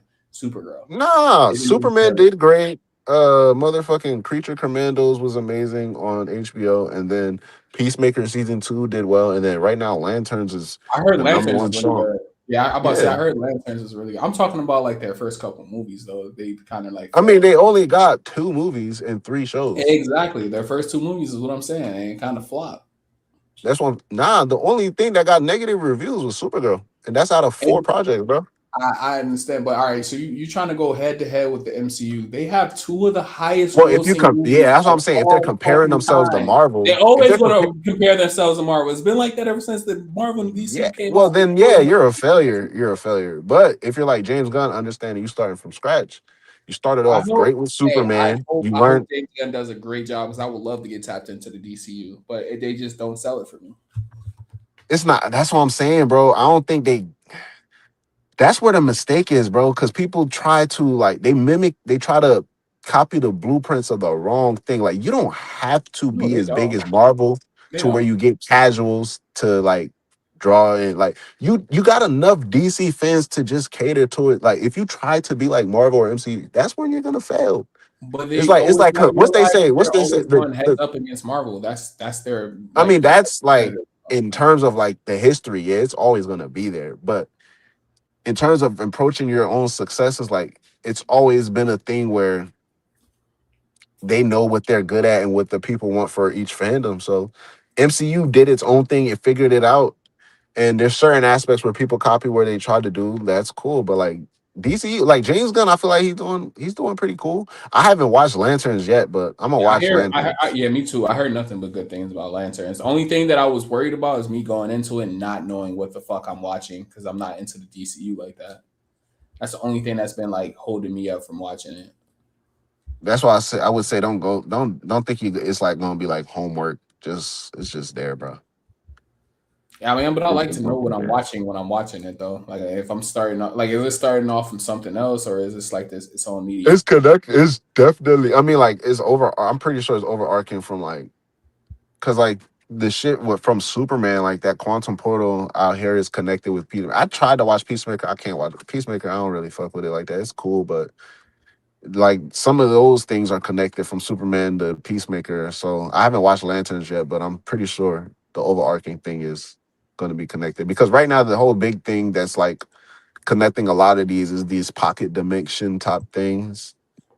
But like in Supergirl, she's traveling to different planets and different galaxies and stuff. So, but like in Superman and Peacemaker, it's about like pocket dimensions and all of these different subspaces and shit like that. So it's cool. Yeah, nah, they can miss me with all that stuff. I'm already getting a headache just from you explaining it. Yeah, bro. It's not. That's what I'm saying. It's not that deep. Because I was trying to watch, I was like, before I watch Lanterns, let me see if I can get back into this Peacemaker. I was like, yeah, nah, it's not that deep. I'm gonna watch Lanterns though, for sure. Bro, how much? Because you hear Endgame's coming back out with the, you know that Endgame is going to be the #1 selling movie, right? Yeah, once they re-release. Yeah, I didn't know Avatar was a re-release. That's how they got the #1 spot. Never fucking knew that until recently. I was like, oh, that's how they got #1. They re-released. I didn't go to the movie to see the re-release. Endgame's getting re-released next month, brother, with 4 minutes of new material. 4 minutes. Yeah. It's called Endgame's Encore. They're trying to do it so they can link Endgames with Doomsday that's coming out. So they're adding new material in so it can fit better with Doomsday because they had to scrap a whole fucking arc, Kang's Dynasty. They literally had to scrap that because of Jonathan Majors, him going through that little court proceeding with the domestic violence shit. He was playing Kang, and they scrapped it all. They fired him, so they had to figure out something else. So that's why you got Doomsday, And now they're trying, like, people were complaining about Doom having no build up, which I don't really think matters really, is because we had the multiverse and what's happening right now? The multiverse and fuck, I'm losing my train of thought. Help me out, Black. Incursion. Incursion going on. Like that was happening in Loki, and like even if we don't have Kang no more, they was already explaining all that, and that's what everything was leading up to. So it's just like a new character that just took Kang's place. So I don't really think they really even have to have any build up for Doom, honestly. Everybody wants everything to be like Thanos, but if we watch all the Avengers movies, none of them had build up. Loki didn't have no fucking build. Well, I guess he did from Thor, but what was the second Avenger movie? Wasn't that Age of Ultron? Yeah. Ultron didn't have no fucking build up. Like they're nitpicking because Thanos is build up all through all those movies there. So like I don't know, bro. I don't know. But yeah, so that's why they're re-releasing Endgames early though. It's because of everything that happened with Jonathan Majors and the King Dynasty and stuff like that. So they have to make it make sense. Yeah, I'll probably be straight. I ain't too worried about a lack of build up with Doomsday. I'm not either, but I'm trying to figure out what the fuck is this 4 minutes of new material. That's what's getting everybody to go rewatch it, because like everybody who's like really into it have seen Doom. Well, me at least, I've seen Endgames at least 25,000 times. Like, I can tell you that movie like the back of my hand. That's why when we saw the trailer, I was able to point out like the one scene that I've never seen before. I was like, bro, I've never seen this scene before. This is the only scene that I've seen in this trailer that's brand new. Like I other than that, everything's the same. So like, I'm trying to figure out what this extra 4 minutes is going to be. They say it's going to be Loki. It's going to be some Loki shit, and then Steve Rogers shit if I'm going back into the past. But I doubt all that. I really do. Yeah. We'll see. They didn't say anything about reshoots, did they, Black? I never heard anything about a reshoot.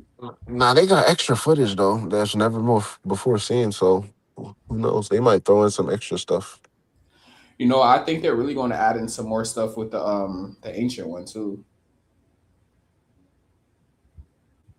Who knows? Well, I doubt. I mean, that scene don't even look finished, so I doubt that though. You know, they got like 3 or 4 different scenes with the Ancient One though. Like the part with Bruce Banner and her when she's like explaining everything. There's like different scenes. Like they reshot that like 3 or 4 times. Yeah, so I know. I'm saying in the other ones, they're not as done unless they finished it and just reworked over it. But like they never even finished.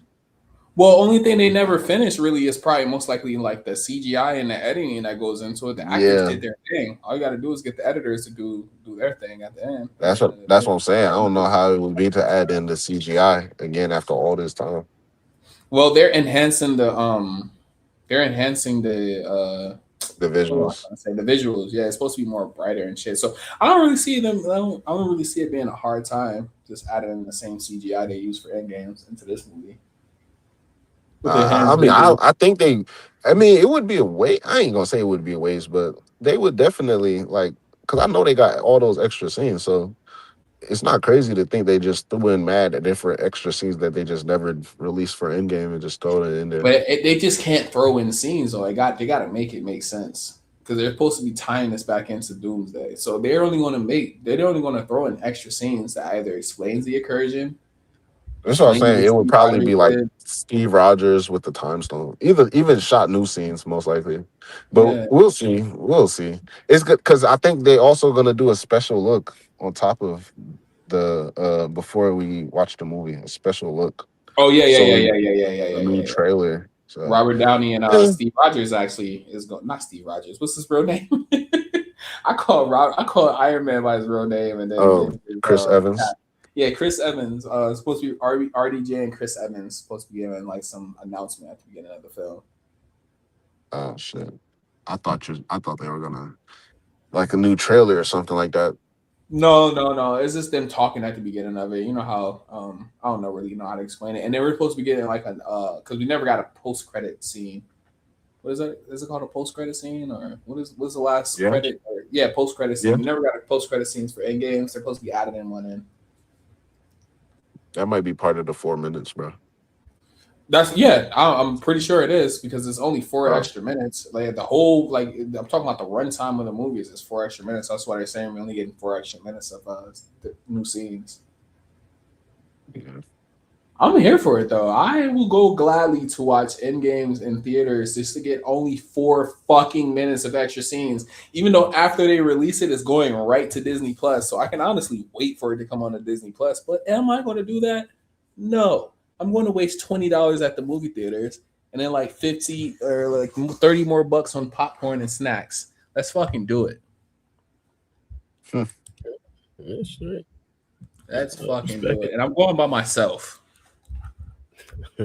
I respect it. Bro, I took a leave of absence for work for this shit. For the 4 minutes? Huh? No, I took a whole leave of absence for the rest of this year. I'm like all MCU'd out for the rest of the year. I took a leave of absence from work. I'm still getting paid for it. Hold up, chill. So I'm just like not going to be at work and I'm still getting paid. So like I did the whole rest of this year. I did a leave of absence.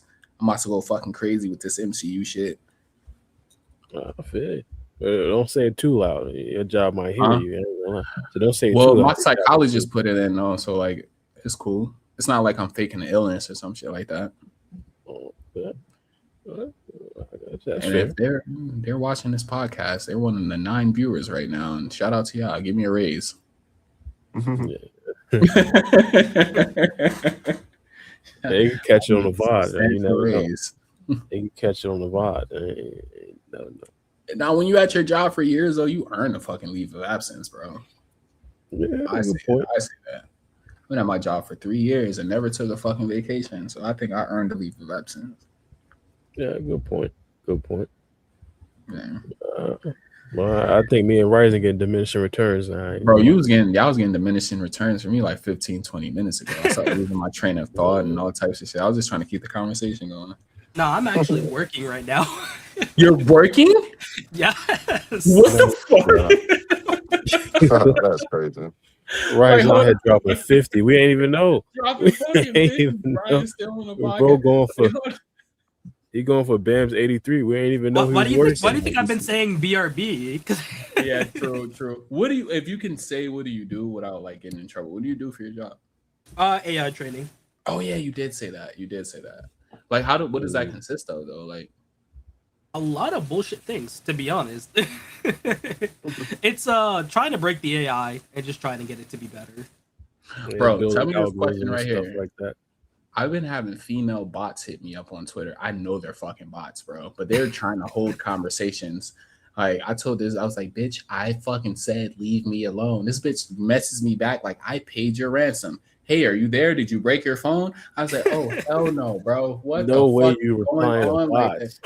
Bro, like because at first like you think it's a real person, and then they give you like the bot fucking like the bot vibes. I'm like, okay, I can tell this is a bot. This is not a real female.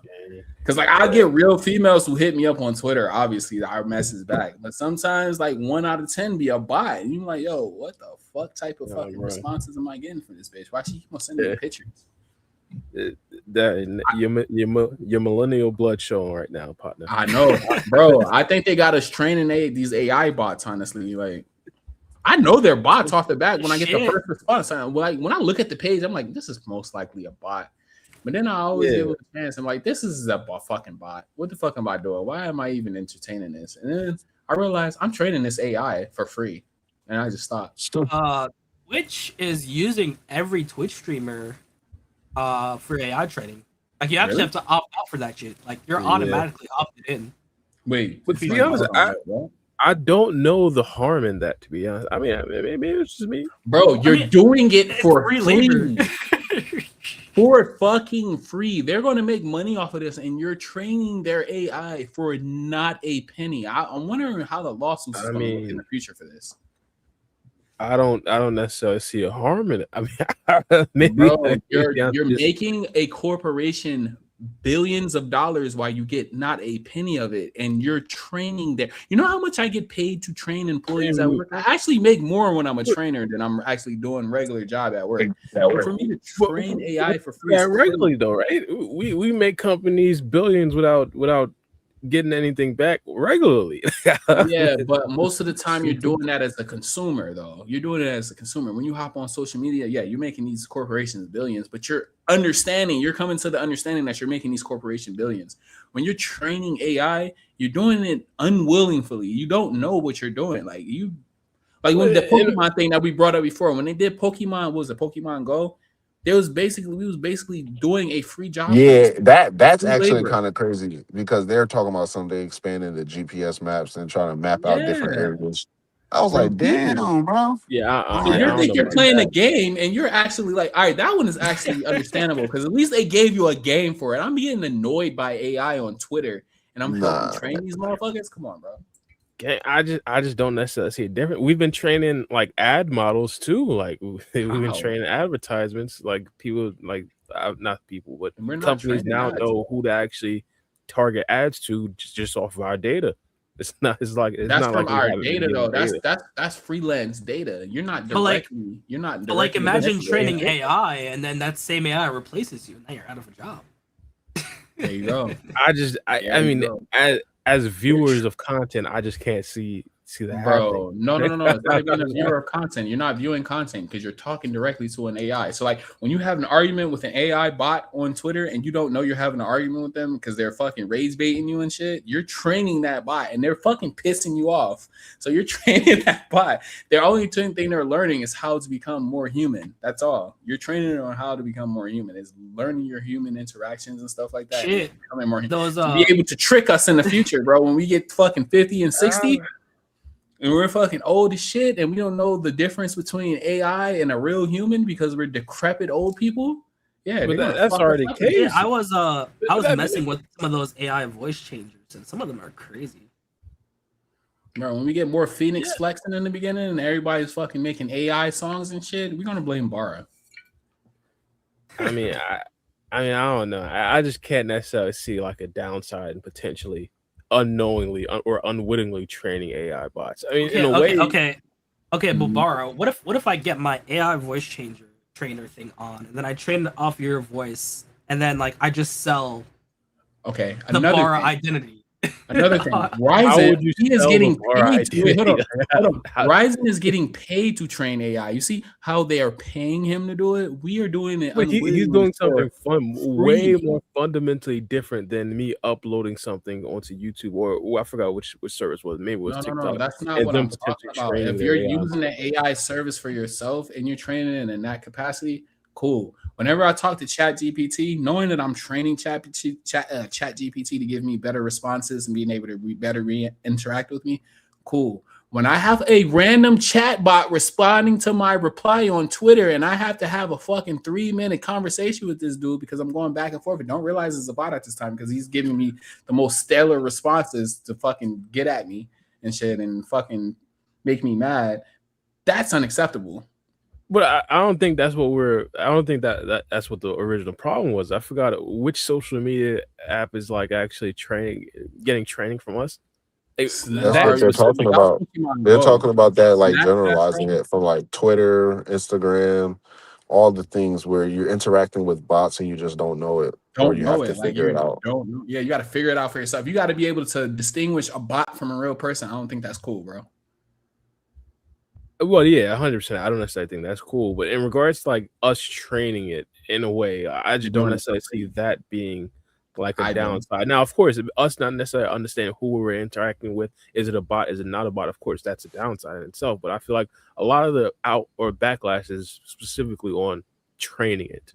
Yes, and not like, you're doing it for free, bro. You're not getting any. This is what I'm saying. I don't understand. I don't understand how there's a downside to that. How is the downside to it, bro? You're not getting any compensation. First of all, you're being irritated by this fucking bot for free while somebody else is getting paid to irritate the fuck out of you. I'm not getting none of this. I'm not getting none of this.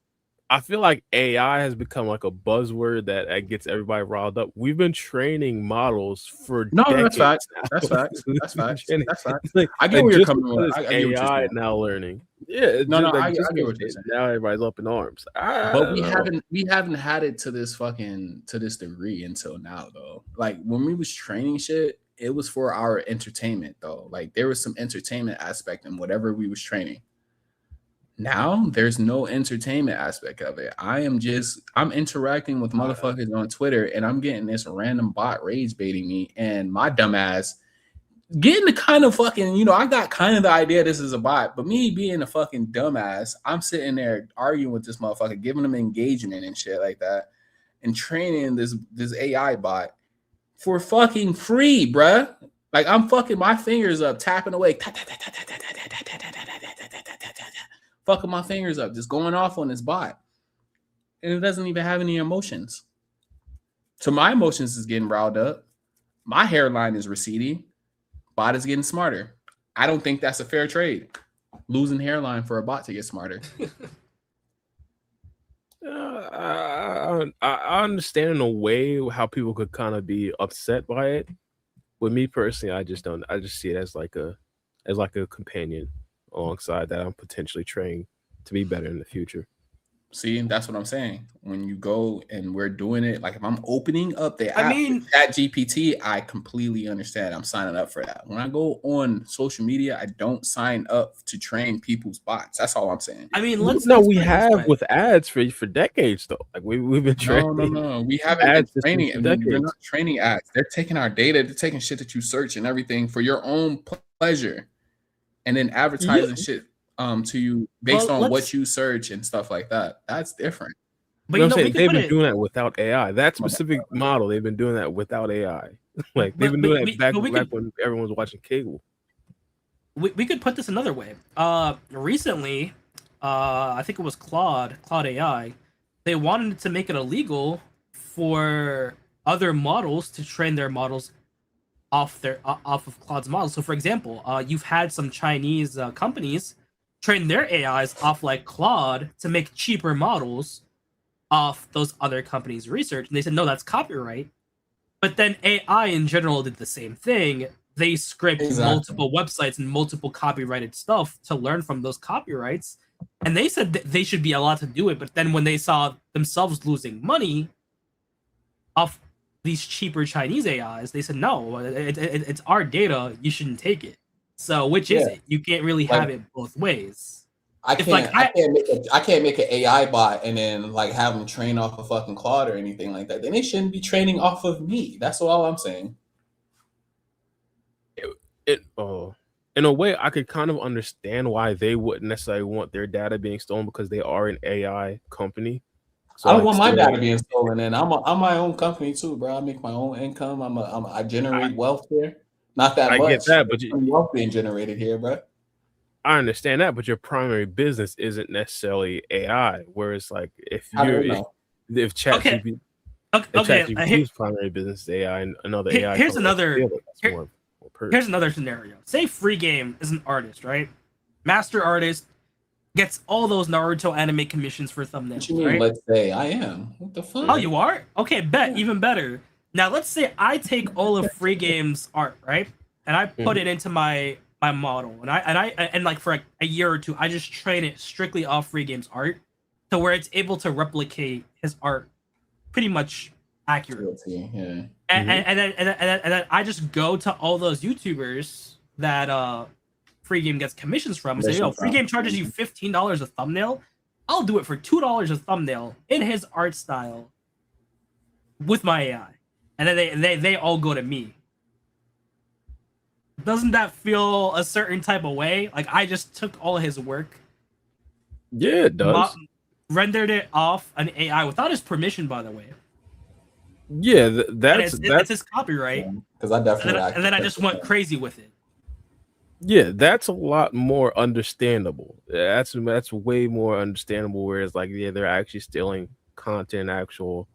I mean, but they really are, though. They really are. I know what you're saying. That's more of an extreme take versus me, who's like little if I remember we interviewed, I believe, was it Kawaki's voice actor or either Kawaki's voice actor? To be honest, I think it was both. Kawaki's voice actor and Sardis, they both were kind of like Sardis. We did Sardis voice actor. Yeah, I believe we did. Never did Sardis voice actor. Why are you making shit up? No, it was Boruto's. It was Boruto. Oh, okay, my bad. Yeah. It was Boruto's. Okay. So I was like, when did we do Sarada's voice actor? Who the fuck is she even? Yeah. So yeah, both of them were kind of like I wouldn't say mad about, but they were critical of the AI stepping in. I completely understand it in their case, 100%. But in a way of like a consumer, like I don't know if I should be worried about AI stealing my data. My data's been going long. I'm worried about AI stealing my job. That's all I'm worried about. I mean, not really, honestly, to be real. I don't see AI, and I don't really care if AI steals my job, honestly. But how are you gonna have AI train AI in the first place, Raizen? So it looks like you're pretty cool there. That's possible. I know it is, but he even said that they're doing that copyright shit though. Like, so you will have to build an AI model to train your already existing AI model. See, the problem is at some point AI is just gonna be trained off everything that's humanly possible and just not be trading anymore. Yeah. So I'm living on borrowed time. Yeah. AI is gonna be training AI in the future. AI is just gonna train itself. So Ultron. No, it's like there's a finite amount of what you can train it on before it just like crashes. It's done. Like at some point, it's gonna go through everything that humanity's ever done. So at one point, it's just gonna turn into Ultron, bro. That's basically what we're getting at. It's gonna eventually become Ultron. It's gonna become a sentient human being like Vision. Yeah, at that point, we don't gotta worry about jobs. At that point, I mean, in a way. Shout out to my guy, Yang. I forgot his first name. I think it was Andrew Yang. He's saying in a way, AI could generate so much income to where everyone could get like a universal based income. Like that is called capitalism, my good boy. I think that might be the opposite. That might be communism. You mean communism? My bad, not capitalism. Communism, my bad. Yeah, capitalism is what we live in right now. Yeah, communism. Yeah.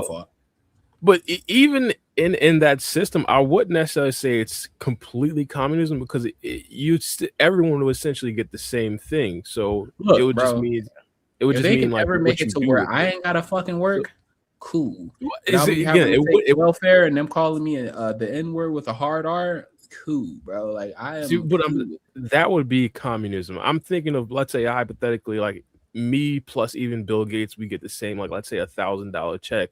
It just depends on what we do with it. We could still have a job on top of that, so we could make Bill Gates. If Bill Gates would have heard you just say that, he probably would have scoffed and spit. Yeah, $1,000. The fuck is that? He probably doesn't know what $1,000 is. He never counted that low in his life. Fuck are you talking about? Yeah, but just that. I think I got one of those in my wallet. Hold on, a rich man's penny. but I'm saying that idea in itself means it's not communism. That $1,000 to me isn't going to be the same thing to like a bill. You mean like base wealth? Like so everybody gets $1,000 every week or some shit like that, but you can still hold down a form of employment and you can make your own money on top of that. Yeah, pretty much. So I'm thinking like hypothetically once.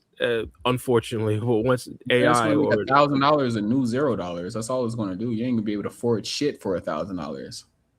No, I don't think so. I remember back in the day when I saw this Kenan and Kel fucking cartoon, and it sticks with me to this fucking day. They had this episode where they went all the way in the future, and it was like, oh, let me get that bag of chips, and the bag of chips was $1.3 million. I would never fucking forget that episode, bro. I'm like, yo, shit is really going to get like that one day.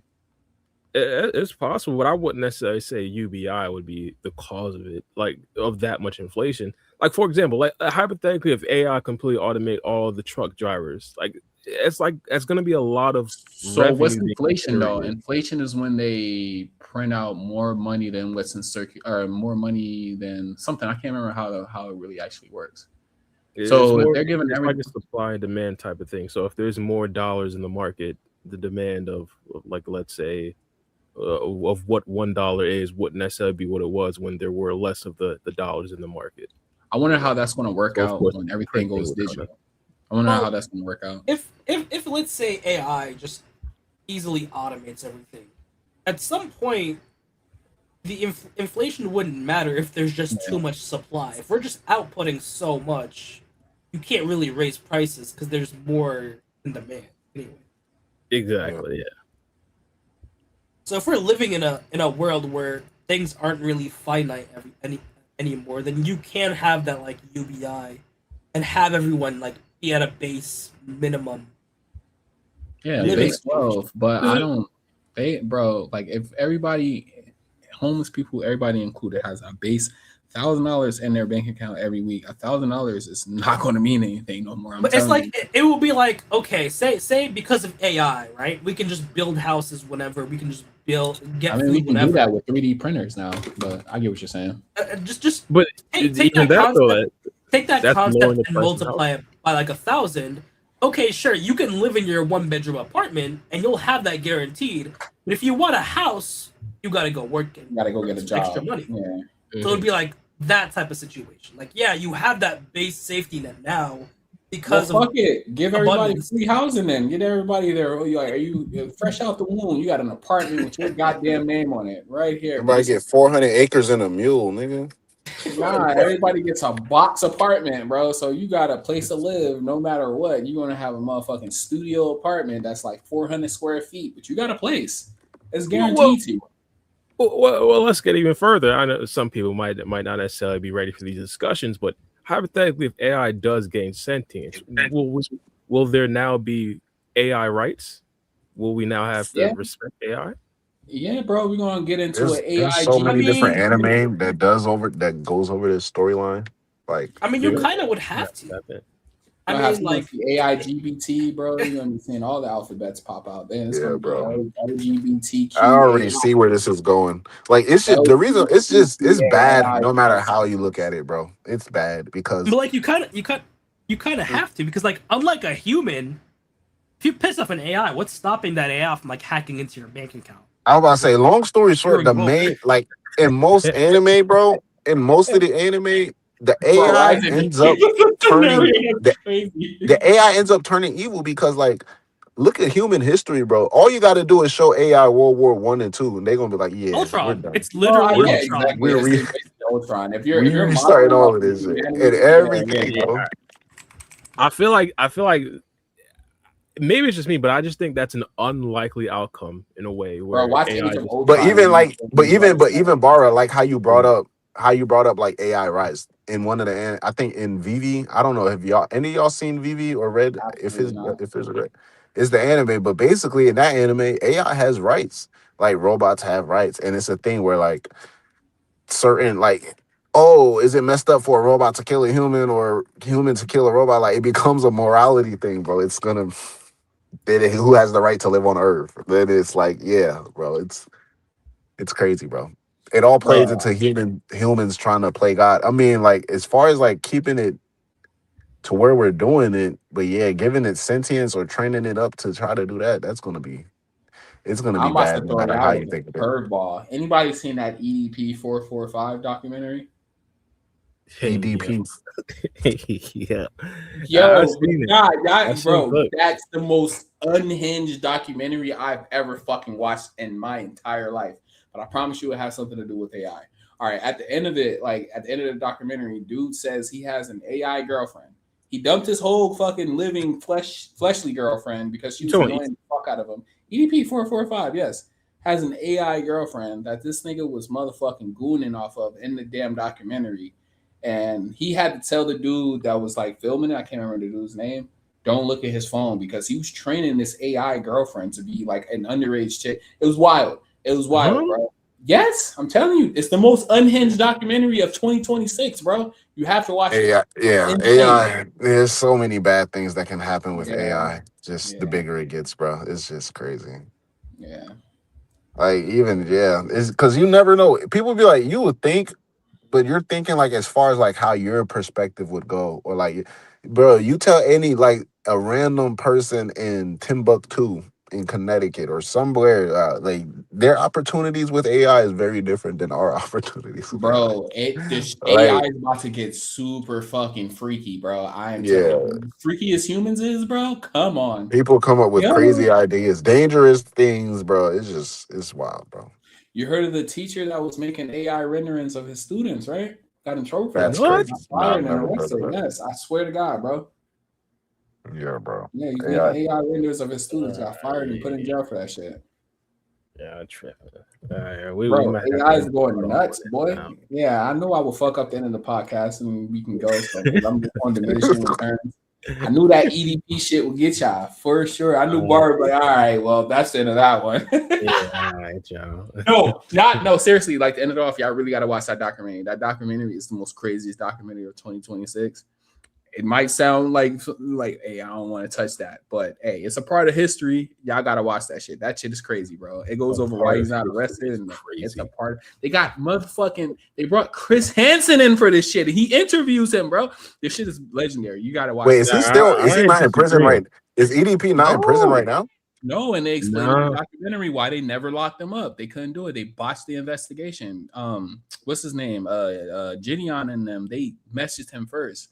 And that's called entrapment. You're not supposed to do that. You got to let them message you first and shit like that. And it's not entrapment. Oh, I was about to say, yeah, because I only watched the Gideon video on you. Was it Gideon who caught him on YouTube? It was Gideon and it was another pred catcher as well. When he was like something about the cupcakes or something like that. Cupcakes? The dude that tried to bail out the dude who tried to bail out Chud the Builder recently, that white guy, he caught him too. Can't remember his name. Oh my days. Something Rosenberg. Alex Rosenberg. Alex Rosenberg. There you go. Yeah, you know Alex Rosenberg was a racist, bro. He was a racist before Chud. Yeah, I don't know if it's Rosenberg. It might be Rosen. You might be thinking about the radio. Alex Rosen. Alex Rosen. It might be. I don't know the dude name, bro. I just know it's something like that. But yeah, they caught him first. It was him and somebody else. This dude who does pred catches on Instagram. Can't remember who it is, but yeah, they caught him first. They botched that one up, and then Gideon caught him with my boy that be imitating Chris Hansen. What's his name? Skeet Hansen. Yeah, they did it. Yeah, they did it after that, and they botched that one too. But that one was with a real girl, and they have the real girl interviewing. Yeah, it gets crazy. You gotta watch it, bro. You gotta watch it because the real girl that he was messaging, that when Gideon caught him, that was a real minor. Like he was really talking to a little girl then. And then like she blames Gideon for the whole situation. Like she says that Gideon was like kind of pressuring her into keeping up the conversation and shit like that. So like she blames Gideon for it. Like instead of blaming EDP, she blames Gideon. Then EDP says she sent him a real picture of her titties. It gets crazy, bro. You gotta watch it. Yeah, I'm cool. No, you gotta tap in, bro. Sounds crazy though, but I'm probably not gonna watch that shit. I was tapped into the whole EDP thing when I didn't know who the fuck he was when he first got caught, and it was like all like going viral. So like for them to have a documentary, I had to tap in. I'm sorry. Yeah, he was saying some wild stuff on the doc. Yeah, just watch some TikTok clips, partner. You'll get the gist of it. Oh, you saw a couple of the clips, Bar? Yeah, boy, I don't even want to repeat what he was talking about, dog. That's a wild boy. You know he dying though, right?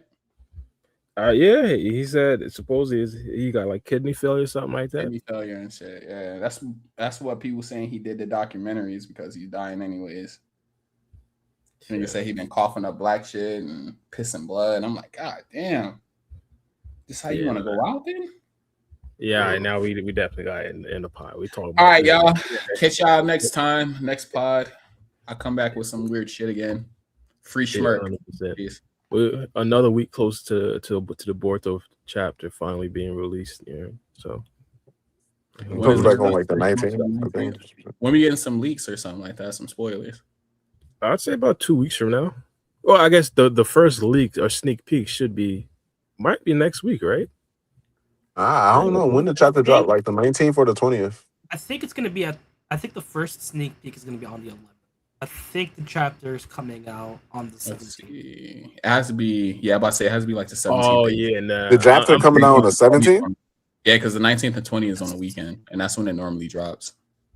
Yeah, I'm over here thinking about Dragon Ball Super. I remember when Dragon Ball Super used to release like sneak peeks like 2 weeks in advance. Yeah, I missed that manga. I mean, if they dropping on the 17th, shit, we might get it the first. We still gotta wait another week, 2 weeks, close to a week, at least over a week, like 10 days. I'll say 10 days. What is this LOL Key talking about? If y'all do the tier list, I'll be donating that $100. Y'all be smooth. What tier list is he talking about? We haven't done a tier list in a minute. Tier list, I think. Is that what he's talking about? Did you say something about a tier like ranking like what do you mean ranking like art? Oh, we getting that TVV character tier list today. Okay, a character tier list.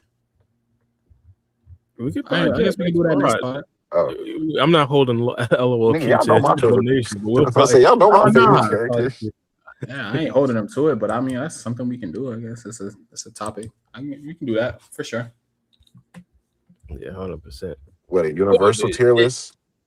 Is it a power scaling tier list or is it just favorite character tier list? I don't know. I'll drop it in the. I'm about to say, yeah, we would have to decide whether we were talking like S tier, A tier, AA tier, or are we just ranking favorite characters? I'll drop it in the community tab and drop a poll. See what we should do. That Sarda placement going to be uncomfortable for a lot of people. I ain't gonna lie.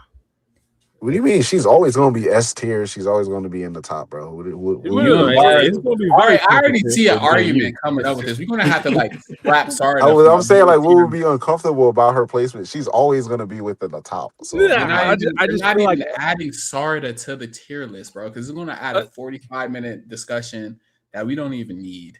No, I don't think there's going to be any disagreements on my side. I'm just saying when Sarda gets placed on tier list, it's going to be uncomfortable for a lot of people who just see her as just Sarda and not necessarily see her as like a Hagoromo tier character. So that's all I'm saying. Hagoromo's not a TVB though. Okay, I get what you're saying. I don't know. I see that's what I'm saying. Like, are we ranking like? Are we doing like? Bro, are you gargling something? Kind of breaking up a little bit. Yeah, you're kind of breaking up a little bit. Is he drowning? Are you all right? Are you all right, Black? But all I'm saying, if Hagoromo and Sarda are on the tier list, it's gonna be spooky when Sarda is above Hagoromo. It's going to look. I don't know why my mic is messing up like that. Bro, I thought she was drowning.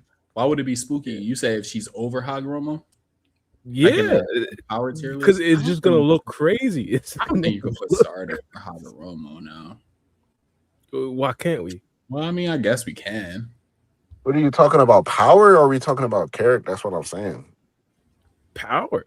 If it is a strength-based tier list, that's what I'm saying. I don't think he wants to. I don't think we should do strength tier list.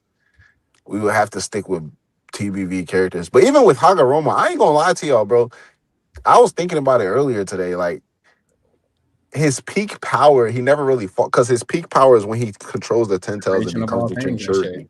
Yeah. So like, you know how much power it takes to motherfucking control a whole 10 tails. You know how strong. That's what I'm saying. 10 tails and split it up into fucking 9 different. But even before that, because he did that when he died, and I'm saying like he lived a life with the 10 tails inside him. Ain't nobody stepped to him throughout that entire time. Yeah. So we don't know how strong. Like I'm still thinking like that nigga still might even be the peak of power. But then you also gotta remember he basically said that Kaguya was still stronger than him. Like in general. Yeah. Like at no point in his life was he stronger than Kaguya. You know what's crazy? We done said bye to the chat like 5 times, and we just gonna pick up on more. That's a fact, but 100% that's a fact. But I could have sworn I heard multiple times that he did end up surpassing Kaguya after Kaguya died. Not really saying it, but like looking at it, like as it happens on paper, like him and his brother spent that whole time fighting Kaguya, and they didn't know. Like in the manga, they didn't know she's the 10 tails. Even in the anime, they knew. Either way, they spent that whole time fighting Kaguya as the 10 tails. Excuse me, but after the fight is when he actually gets the 10 tails. And then there's also that point, like on top of what Raizen said, there's a one point in time where Hagoromo's talking and he says like, "Oh, Madara's approaching his power level," and I'm like, are we talking the power level that you took when you fought your mother, or the power level after you beat your mother? Like, it's really grayish. But these are the questions that are probably going to be brought up if we do like a power based tier list, you know? Yeah, because when Naruto asks him where did Kaguya come from, is she stronger than you? It's really true that mothers are scary when they're angry. And then Hagoromo says where she comes from is not important. Liar. She was stronger. Uh-huh. She was stronger than anyone else. So in Hagoromo's time, as a point of reference, he has himself, his children, and Hamura. So he said she was stronger than anyone else. Not, oh yeah, she was stronger than me before I became a Jinchuriki. It's like, he's not saying that. He's just saying she was stronger than anyone else, referencing everyone he knows. It would be, but that's the thing though. It's hard to. He would have to say, I don't know. And then he tells, but you also got to remember when he's talking about Madara, he says Madara's obtained 10 Tails' power and is getting close to me at One-Eyed Renegade. So this is him having that same 10 Tails that, more or less, of course, you know, he's missing. That's what I'm saying. Do you think he's talking about his current self though, or like terms of like getting close to? Because there would be no point he would have to reference. Because I'm thinking about it like how, in order to scale himself against Kaguya, he would have to literally take that 10 Tails power out of him. Like, at no point he could compare himself to Kaguya because that 10 Tails was essentially part of her when he fought her. So once he gets that power, it's like the only thing he does is spread Ninshu and create the tail beast. No trouble, no fighting, no nothing like that. So I know what you mean though. Is points where he, especially the Madara thing, is like he's talking like, yo, he's getting close to my power after he gets the 10 Tails, but it's like, are you talking about how strong you were while you had the 10 Tails? How do you know how strong you were if no one really challenged you? Or I don't know. You know what I'm saying though? It's like that. No, I get it. Yeah. Hey, but I was gonna say, we got one super chat before we end off though. Pax Perez donated $5. Appreciate you, brother. He said, "Yo, let me know how I can join the next pod as a guest. I love to chop it up with you guys." We haven't done a community pod in a minute. I was say I don't know how I make that work, but we'll figure it out, Patrick. If you follow me on Twitter or some shit, just hit me up. I'll figure it out for you. We could probably try to do a community pod probably when a manga, probably after the next chapter. I'll drop my Twitter in the chat. Hold on, let me see. Or X, I should say. Bro, I would never get used to calling this shit X. It's always gonna be Twitter for me. Bro, I'm telling you, X is literally the name for a placeholder. So the name exactly. What the fuck was he thinking? Yeah. Like I remember when this shirt first came out, I thought I had a porn app. I think we talked about this. I think I had a porn app fucking downloaded on my phone. I was like, wait, what? I don't download porn apps. What the fuck is going on here? Oh shit! This my boy. I'm about to call him Anime Explain. Naruto Explain got a whole fucking spread out on X right now. What you mean by that? Got a whole fucking spread. Check this shit out. My boy is motherfucking consuming some good eats today, bro. Dropped a whole spread out on X for us today. Fucking him up. What you got right here? My boy got some meatloaf, some good mac and cheese. Bro, they got the mashed potatoes with the motherfucking what do you call that green shit on the top of it? Oregano leaves on the top. Bro, they eating good. Yeah, that's soul food right there. You gotta respect the American black culture nowadays, partner. The food is insane. Yeah. Elite. I always get fast because I'm Jamaican. Our soul food is usually oxtail mutton. You know how it comes. But of course, you can't go wrong. Collard greens, the mac and cheese, the meatloaf, fried chicken. Elite staples. All the respect. Some other neck bones, especially the South. All my days, bro. Come on, let's go. I'm out of here, bro. You fucking me up right now, bro. You fucking me up right now. All right, chat. Well, catch y'all next week. Free smirk for sure. Peace. All right, y'all. All right, y'all.